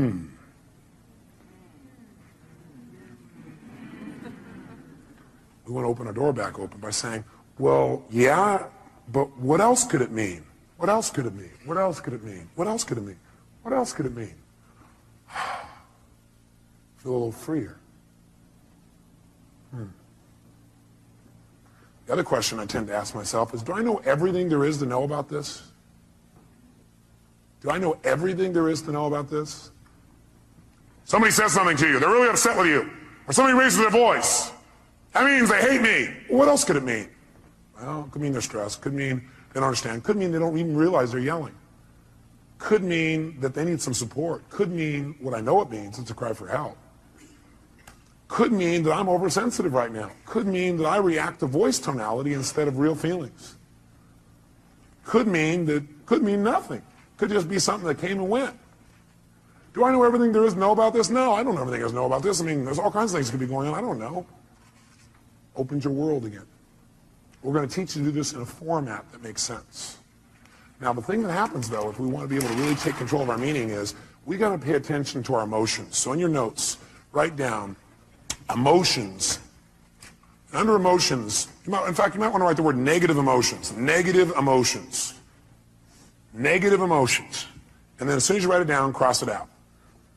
The word negative, anyway. What are some of your negative emotions? Tell me what they are. Fear, what else? Pardon me? Hate, what else? Anger, what else? Guilt, what else? Worry, what else? Upset, guilt, what else? Frustration. I got a question for you. Are they really negative? I'm here to tell you there's no way they're negative. Every emotion you've ever had in your life serves a purpose. The problem, the reason it's negative is you've been calling it negative instead of getting the message it's been trying to give you. Every emotion you have, including those you think of as negative, those ones you call negative emotions, I call them emotional messages. I also call them calls to action. All those negative emotions, as you used to label them, are really a call to action. Fear is a call to action. By the way, do you feel that call to action in your body when you're afraid? Yes or no? Does your adrenaline start pumping, your whole system start gearing up? Emotions are a call to action. And the call to action says one of two things has to happen in that call to action. It's a message. Every emotion is a message. A call to action. And the action and the message it's trying to give you is that you need to change either, number one, your perception of this, or number two, your current actions. Every negative emotion you've ever felt is not negative. Now, you may be overusing them, I'll agree with you. You may be indulging in them, I agree with you. You may not be getting the message from them. What's making it negative is you're not getting the message it's trying to give you. But every emotion, fear, frustration, hate, anger, guilt, all of those emotions are here to serve you if you get quick the message. But what most of us do is we just indulge in the emotion. So we never get the message, and that's why it's negative, because it starts screwing up your body, because what it is a signal to act, and you're not acting. That's why you feel sick to your stomach. You're not acting. You just keep on indulging emotion, not hearing the message. So the message is always, you must change something. Negative emotions are saying you got to change something. Either change the way you're perceiving this, change the meaning you've linked to this, change your perception, change your focus, or change your actions. Change what you're doing because it isn't working. That's why you're having that emotion. Don't make your emotions wrong. Appreciate them.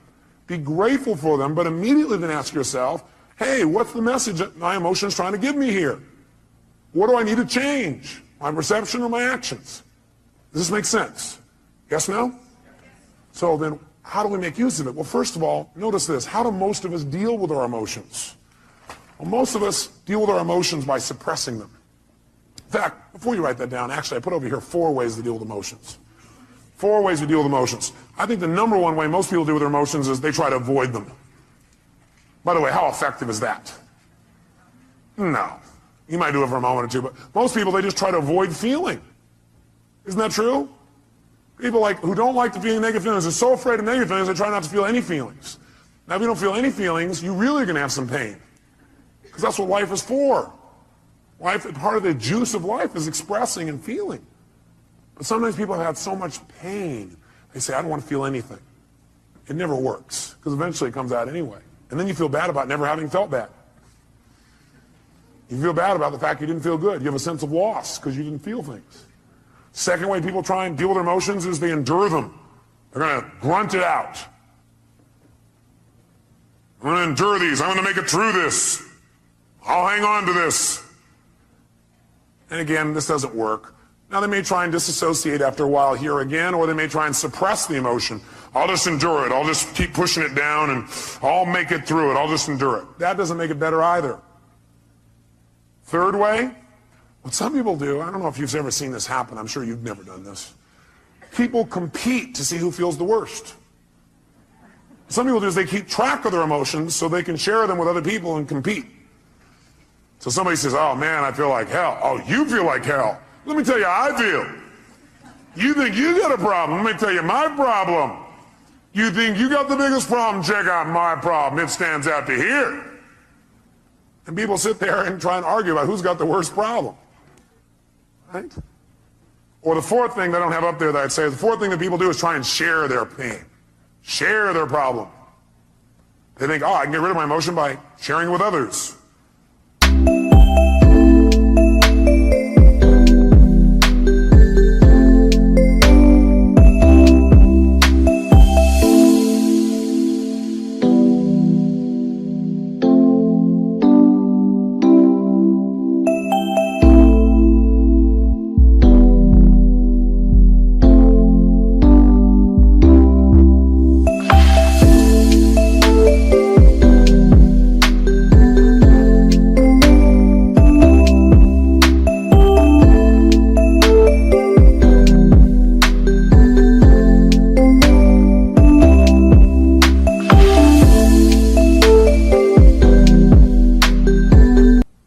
So they try and get other people to feel bad too.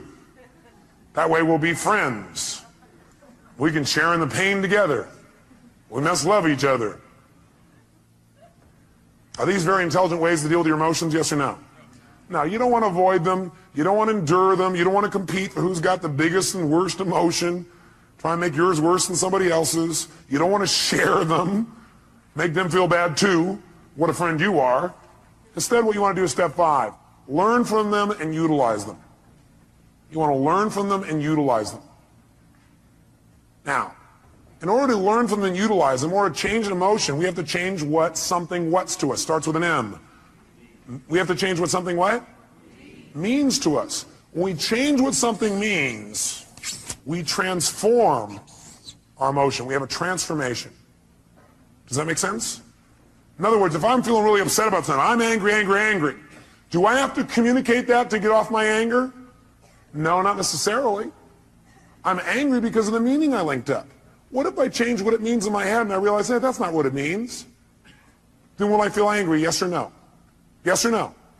If I'm really angry about something, I'm angry because of what I've linked up to it. I'm saying, well, I'm angry because they did that and that means this. But if I really analyze it and I look at it for a while and I go, God, that's a bunch of crap. It doesn't really mean that. Then I've transformed my feeling. Do I now have to go to that person and say, what you did made me angry? Yes or no? Yes or no? No, because I don't have that feeling. I truly don't have it. I'm not suppressing it. I've transformed it. Suppression, however, is when you keep the same meaning. That you keep the same meaning. You're upset about something and you keep the same meaning. You don't change the meaning. All you try and do is stuff the emotion. You try to pretend it's not there. That's suppression. So if you keep the same negative emotion, you don't change how you feel about it. You just try and pretend it's not there. That's suppression, and that's when you get in trouble. So our goal is not just to take things and not suppress them and just express whatever we feel, because if you just go express whatever you feel and you don't think it out, are you going to always communicate well, yes or no? No, in fact, you may say things later on you'll regret in the heat of the moment because you were in state. So what you first want to do is see if you can transform it, honestly and sincerely, and if you can't, then your goal is to get someone to help you to transform it. Go to the source and get the source to help you to transform this. So you know what? I felt this way about this. I made up this bizarre meaning. I know it's not true because I know who you really are. But this is like a crap I did in my head. Can you help me? I need to change this. Can you give me some more information or some feedback or help me to clarify this thing? Because I kind of screwed this up in my brain because I know that's not what you meant. But that's what I did inside my head. Can you help me out? Is that different than, you know something? The other day when you did this, I felt this, which, by the way, implies what they did made you feel something. Is that true, yes or no? Does anybody do anything and make you feel something, yes or no? Yes or no? Absolutely not. Absolutely not. Now, you have a right to feel the way you feel, but that isn't true that it's actually what made you feel that way. You chose to make yourself feel that way. You communicated that to yourself. So instead of saying, when you did this, that made me feel this, that's implying that somebody made you do something, and that takes responsibility away from the one person who can change your life, meaning you. So I request in the future this. Nothing wrong with any of that. What we want to do is enhance it. The way we want to enhance it is come from the place of, I'm communicating because I want to transform something, and I'm responsible, not them. You know, I need your help. I need your help. The other day when this thing happened, I used that to interpret that to mean this. And I know it's not true because I know who you are. I need some clarity. Can you help me out? I got to clean this up in me. Who's responsible? By the way, will they want to help you? Yes or no? And by the way, what you're really doing here is making clear what you're really doing, which is you're doing a cry for help. Maybe not crying. You're making a request for help instead of crying. Make sense? And people hear this is a request for help. And do we want to help other people? Yes or no? Especially us. We're all in the helping business. That's why we do what we do. That's the bottom line. So we're going to develop a format like this where we don't suppress, but we don't just express. Because you know what happens? If you just go out there and whatever you feel you express, what you really do is you vent. And then you make it right. Or you demand. See, venting and demanding does not make communication better in the long term. How many would agree with me on this? Okay? We want to go to a different level. We want to transform our communication. We want to transform what things mean to us. Now, here's what I want to be able to have you do. I want you to be able to take the emotions that you're experiencing and be able to deal with them quickly. So I want to give you 6 steps to changing or dealing with, not dealing with, but I guess utilizing is the right word. 6 steps to utilizing any emotions you feel that you used to call negative, which now I call emotional messages, or calls to what? Calls to action. Whenever you're feeling a negative emotion, which we're now going to call emotional messages, it's a call to action, and it's saying you need to change something. What do you need to change? One of 2 things. Repeat back. What are they? Change either number 1, your what? No, well, you would change your physiology, but if you are getting feedback right now, you're getting a negative emotion, that negative emotion's a message. It's saying you got to change either your perception or your actions. And your actions could be the way you're using your body or your focus or whatever. Change your perception or your actions. Now here's what happens when you get a negative emotion or now an emotional message. Number 1, you want to identify what the emotion is. So you're starting to feel negative things. You want to identify what is the emotion. Now when you identify the emotion, what the emotion is, like you're really upset. Ask yourself, well, what am I really feeling? Underneath this, you might write down the question, what am I really feeling? What am I really feeling?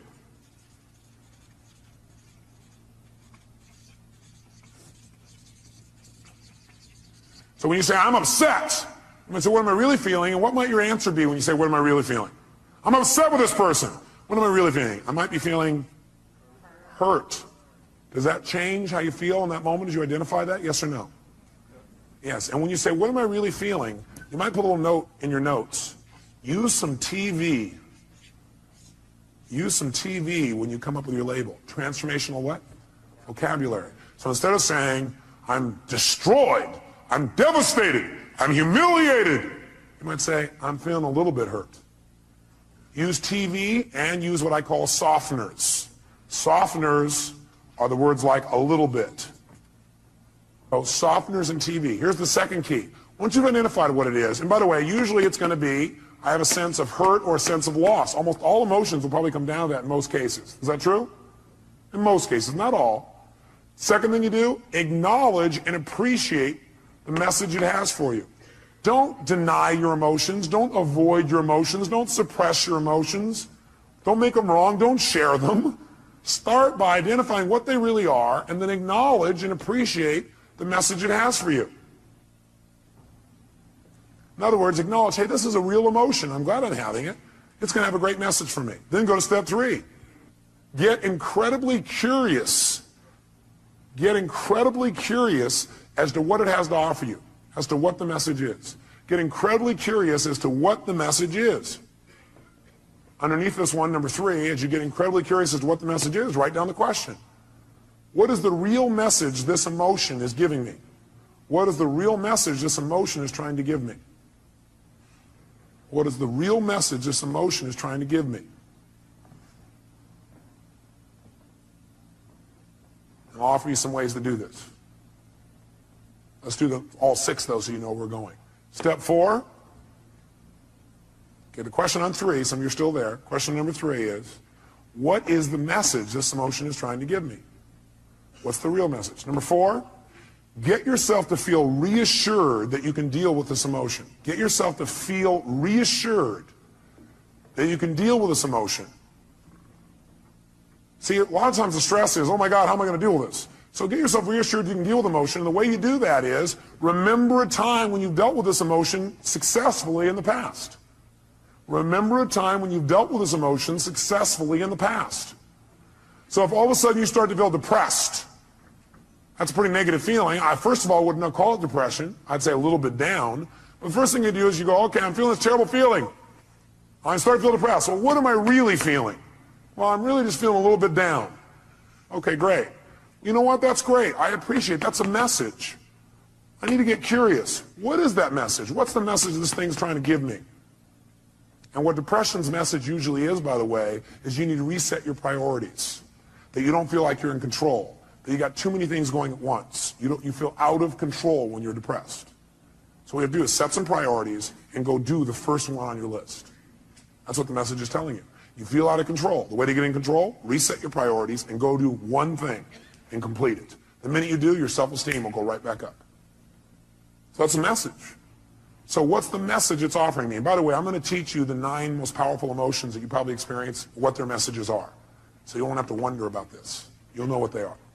Step 4, get yourself to feel reassured by remembering times when you've dealt with this in the past. Have you ever felt a little bit down before, or what you used to call depressed? How many have ever felt that way in the past? Let me see your hands. How many have dealt with it? Let me see your hands. Great. If you remember that, 2 things happen. You're going to feel reassured you can deal with it, plus you're going to remember how you did it, which means you can use what you did in the past to change it right now. Why wait? Most of us forget the best parts of our past, which is how we dealt with things and turned them around. We just remember the negative feelings. That's kind of weird. Maybe we need to manage our memories better. Remember the things that have resources for us and forget the things that don't. Number 5, get certain that you can handle anything like this in the future. Get certain. Not only can you deal with the emotion you have right now, but what you should do is use this as an opportunity to be certain for yourself. Get yourself certain. If it ever happens in the future, I'll handle this emotion quicker and easier. Get certain that you can handle anything like this in the future by rehearsing yourself dealing with it in the future. In other words, think of a time in the future where this depression could have come up and see yourself, feel yourself rehearsing again. Use this as a tool of empowerment. So you remember a time when you were depressed before, you a little bit down, you turned it around. Took you a little while, but you turned it around. You remember what you did. Oh, I dealt with this before, I can deal with it again. And then you say, let me take this opportunity to get certain that I can handle this if it ever came up in the future. And the way I'm going to do that, I'm going to sit down right now, and I'm going to think of, okay, what kind of things might happen in the future? I might get depressed. Well, I might expect something didn't work, feel bad about it. Let me think of a time like that. Okay, let me see myself, hear myself, feel myself deal with it. You see, hear, and feel yourself dealing with it easily. And you do this 2, 3, or 4 times.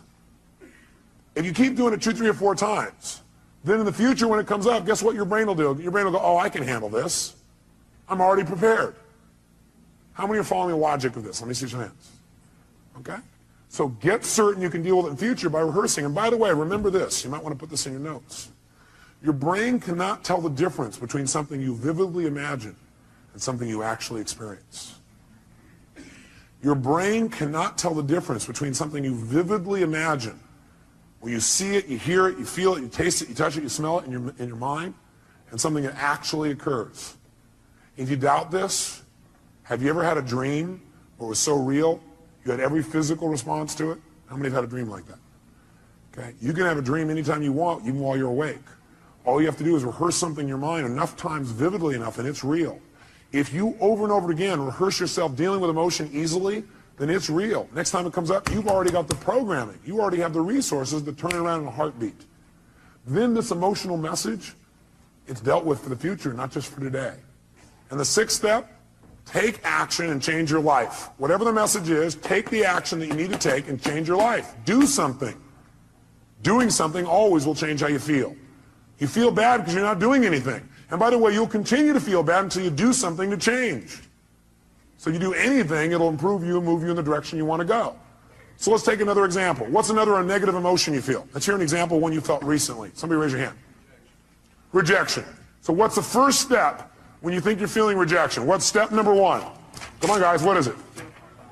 Identify it. Specifically, identify what the emotion really is. Let's call it that. Identify what the emotion really is. Identify what the emotion really is. So you ask yourself, what am I really feeling? So a person said rejection. What were you really feeling? Shh, no, let him answer. That's your answer. His answer was disappointment. Is that different than rejection, yes or no? Yes or no? Yes, and by the way, when he realizes he's just disappointed, it's not as intense as rejection, is it? What happened with one question? His pain just dropped. Still painful probably, but not anywhere near as intense. Am I false or true on that? Okay, great. Now, so he's disappointed. Great, so now he knows what he really is disappointed. He might even add some TV or a softener here. And the softener might be, he might say, I was a what? A little bit disappointed. Well, I'm a little bit disappointed. Okay, that makes it even less. Now what does he do? Number 2, does he make himself wrong for feeling that way? Yes or no? Yes or no? What does he do? He needs to acknowledge and what else? Appreciate the fact that he's getting a very valuable message. And it's a message he needs to change something.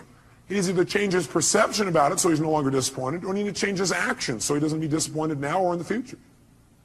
Step 3, what does he need to do? Get incredibly what? Like a little kid? What? Curious. When we're curious, do we learn things more? Do we learn better when we're curious? You bet. So he needs to get incredibly curious about what this message has to offer him. If you were really curious, what do you think that message really had to offer you?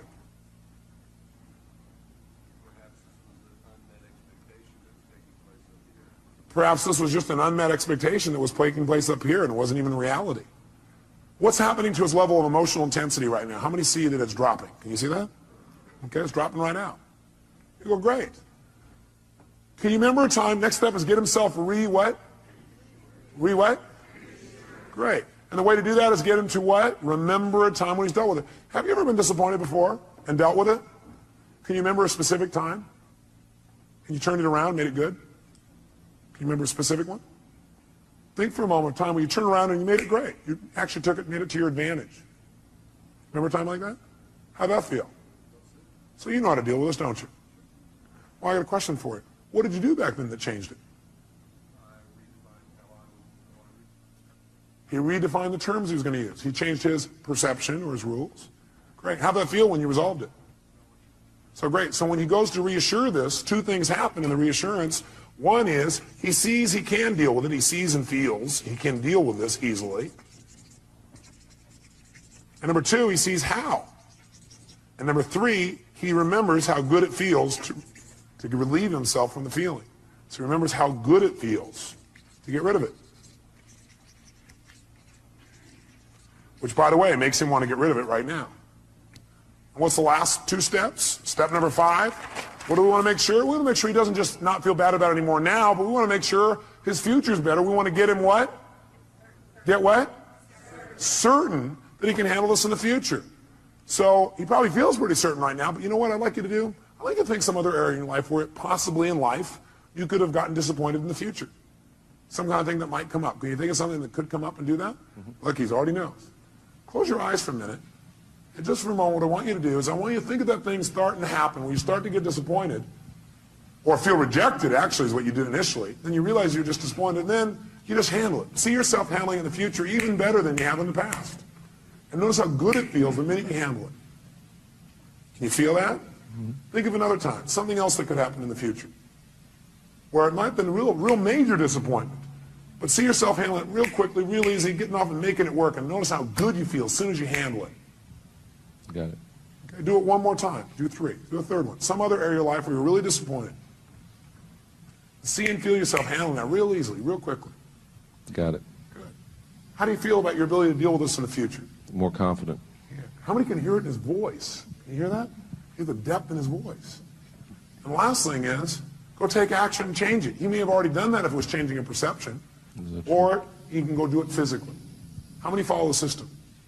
Okay, we're going to do one more. I need a volunteer up here so everybody can see this person, because if you would have saw his face just now, it changed. Somebody who's had an emotion that you really, recently had and it bugged you or created some negative feeling for you. Somebody's got one of those. Oh, nobody in the whole room. Oh, I don't want to be out there. I don't know what he'll do. Boy, all this people here are pointing to this guy here. Is that your staff pointing at you, Dr. Bob? Dr. Bob, give him a hand. Yes, indeed.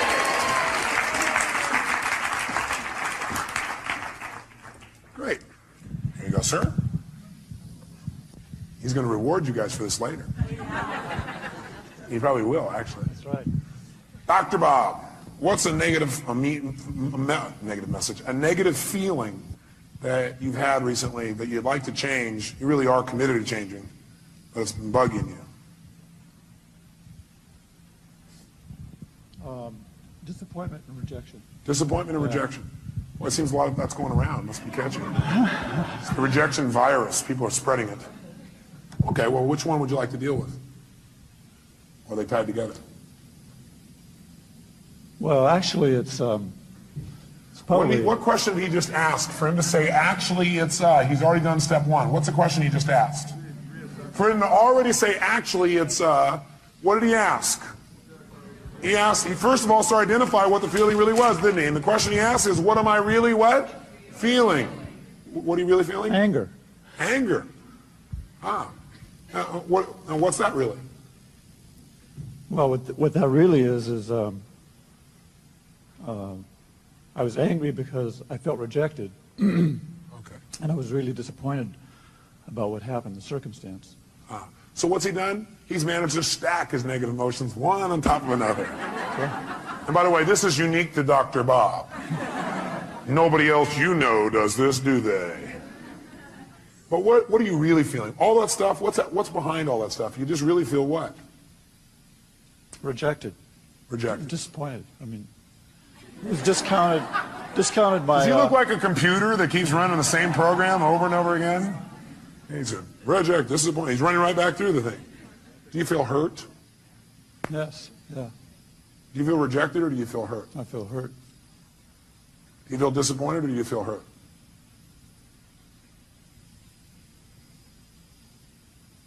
Or do you feel a sense of loss? A sense of loss. Do you feel rejected or do you feel a sense of loss? Sense of loss. Do you feel angry or do you feel a sense of loss? Sense of loss. Do you feel hurt or do you feel a sense of loss? Loss. What does it always come down to? Loss. Now we can call it whatever we want. Okay? So he's identified it. So, next question is, what do we want him to do? Should he feel bad about having those feelings, yes or no? No, you know what? These are valuable messages that are coming to you. They really, truly are. But what you should feel bad about is indulging in them and not using them. Not learning. You want to feel bad if you don't learn anything. Then feel bad. And then get tired of feeling bad and just decide to learn something. Because you can learn something as soon as you ask, what can I learn from this, right? So right now, instead of making them wrong, what I want you to do for a moment is really appreciate those emotions. Acknowledge the fact those emotions have a valuable message. And then immediately get what? Like a kid, get what? Curious. Get curious for a second as to what those messages really are. What can you really learn from that? What is that message really offering you? In other words, let's go back up to the first one you said, rejection. By being rejected or disappointed, what is that motion of rejection trying to tell you?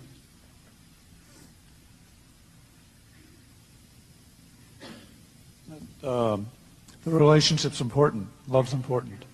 It's telling him that relationship's important, that love is really important to him. Is that a valuable message? Yeah. What was that disappointed in telling you? What was the message it was trying to tell you?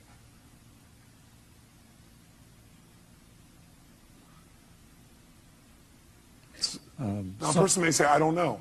If you did know and it had a positive message, it's always telling you to change something. Mm-hmm. It's telling you to change your perception about something, or it's telling you to change your actions. So what is that emotion of disappointment telling you? To change what? What do you need to change? How I love. How he loves. Very interesting. In what way do you need to change how you love? How it's communicated, shown. How it's communicated and shown. Mm-hmm. How do you need to communicate and show your love more effectively?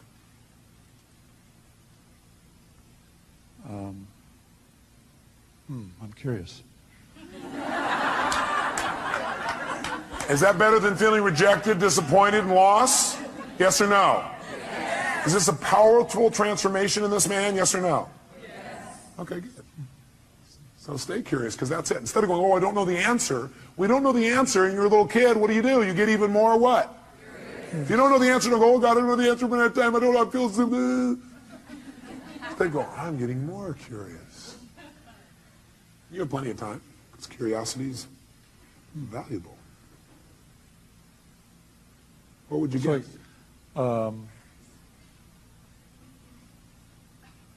Need to be more, I'm confused. Good. Confused means you're about to make a change. Is that true? See, when you know what things mean, you'll just keep doing it the way you've always done it. He was not confused when he went, I'm disappointed, I'm rejected, I'm frustrated. In fact, he kept doing it over and over again because he was not confused. He knew exactly how to do that. Now he's confused. His little brain's going, this little computer program's not working the same way. So, So the question always help him out with is, what do you need to change in order to no longer feel this? You need to change your perception or your actions or both. And what do you need to change about your perceptions? What do you need to change about your actions? You might want to write that down. Go ahead. So my actions should be different. I mean, Okay. if what I did didn't work, I need to try something else. That's right. So I need to communicate that differently, behave differently. Okay. And how many hear what he just said? Did you understand what he said? He said what it's saying is the way I communicated, the fact I got rejected is a message that love's really important to me and that I need to change the way I'm communicating so I get what I want. Because obviously it didn't work, so I got to change my approach. Is that true? Is that different than I'm not worth?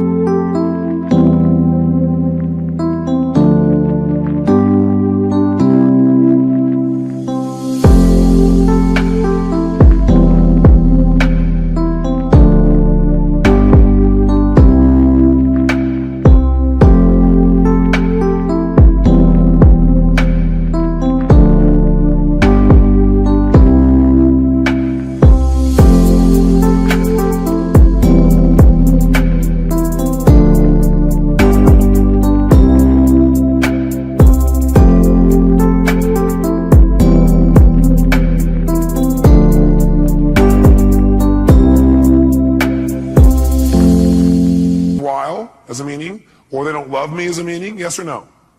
Huge difference in how he feels. Have you ever felt rejected or disappointed in the past and dealt with it really powerfully or really effectively? Yes. Can you remember a specific time? Yes. Okay, go back to that time and remember how you dealt with it and how you turned it around and made it something positive. Okay. How'd that feel, first of all? Great. I had a sense of accomplishment. Yeah, that's right. And how did you do it? I took action. What did you do? Take action. How did you do that? What did you do? I started doing things differently. Oh, great. Expressing myself differently. Did it work? Yeah. Wow. By the way, what is this doing now? It's teaching his brain, if you do this, you're going to get pleasure. What you used to do gave you what? Pain. The brain is always trying to avoid what? And move towards what? He's teaching his brain right now. He's rewiring his brain a little bit here.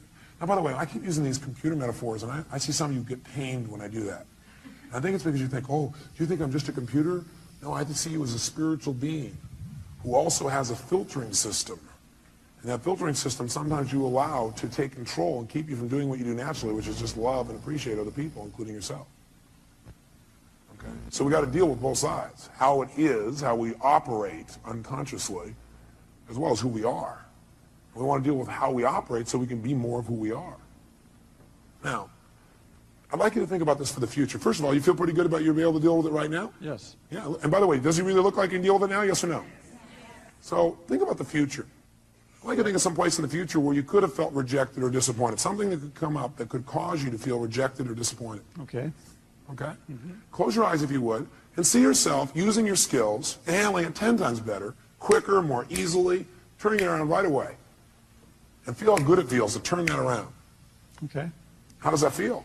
Feels good. Yeah. Can you do it? Yes. Easily or hard? I can do it. You can do it. Okay, great. So now I want you to do it. That's great. So now I want you to close your eyes. And I want you to think of another time where it would come up. Only this time I want you to do it easily. I want you, there are resources inside of yourself you haven't thought of before, and I want you to do it and even enjoy it. Turn around and make it happen easier and quicker. Okay. Okay, look at it. If I ask him to do it, can he do that? Yes. Yes. I'm asking him a better question. It gives him better resources. Okay. Can you see yourself handling it quicker and easier in that one? Yes. How does that feel? Great. How many see the difference and hear it in his voice? Great. Let's do one more. Think of something else that could come out in the future where you could have felt rejected, disappointed, but now, heck no, you handle it really easily, real quickly, just like this. Okay. Have you already done it? Mm-hmm. Done. He's getting a little faster at this, isn't he? He's got some experience. How do you feel when you do that? Super. Super. Look at him. Look at his face. Now, if someone were to say, I'm going to reject you now. Thank you very much. Give him a hand. Thank you very much, sir. Thank you.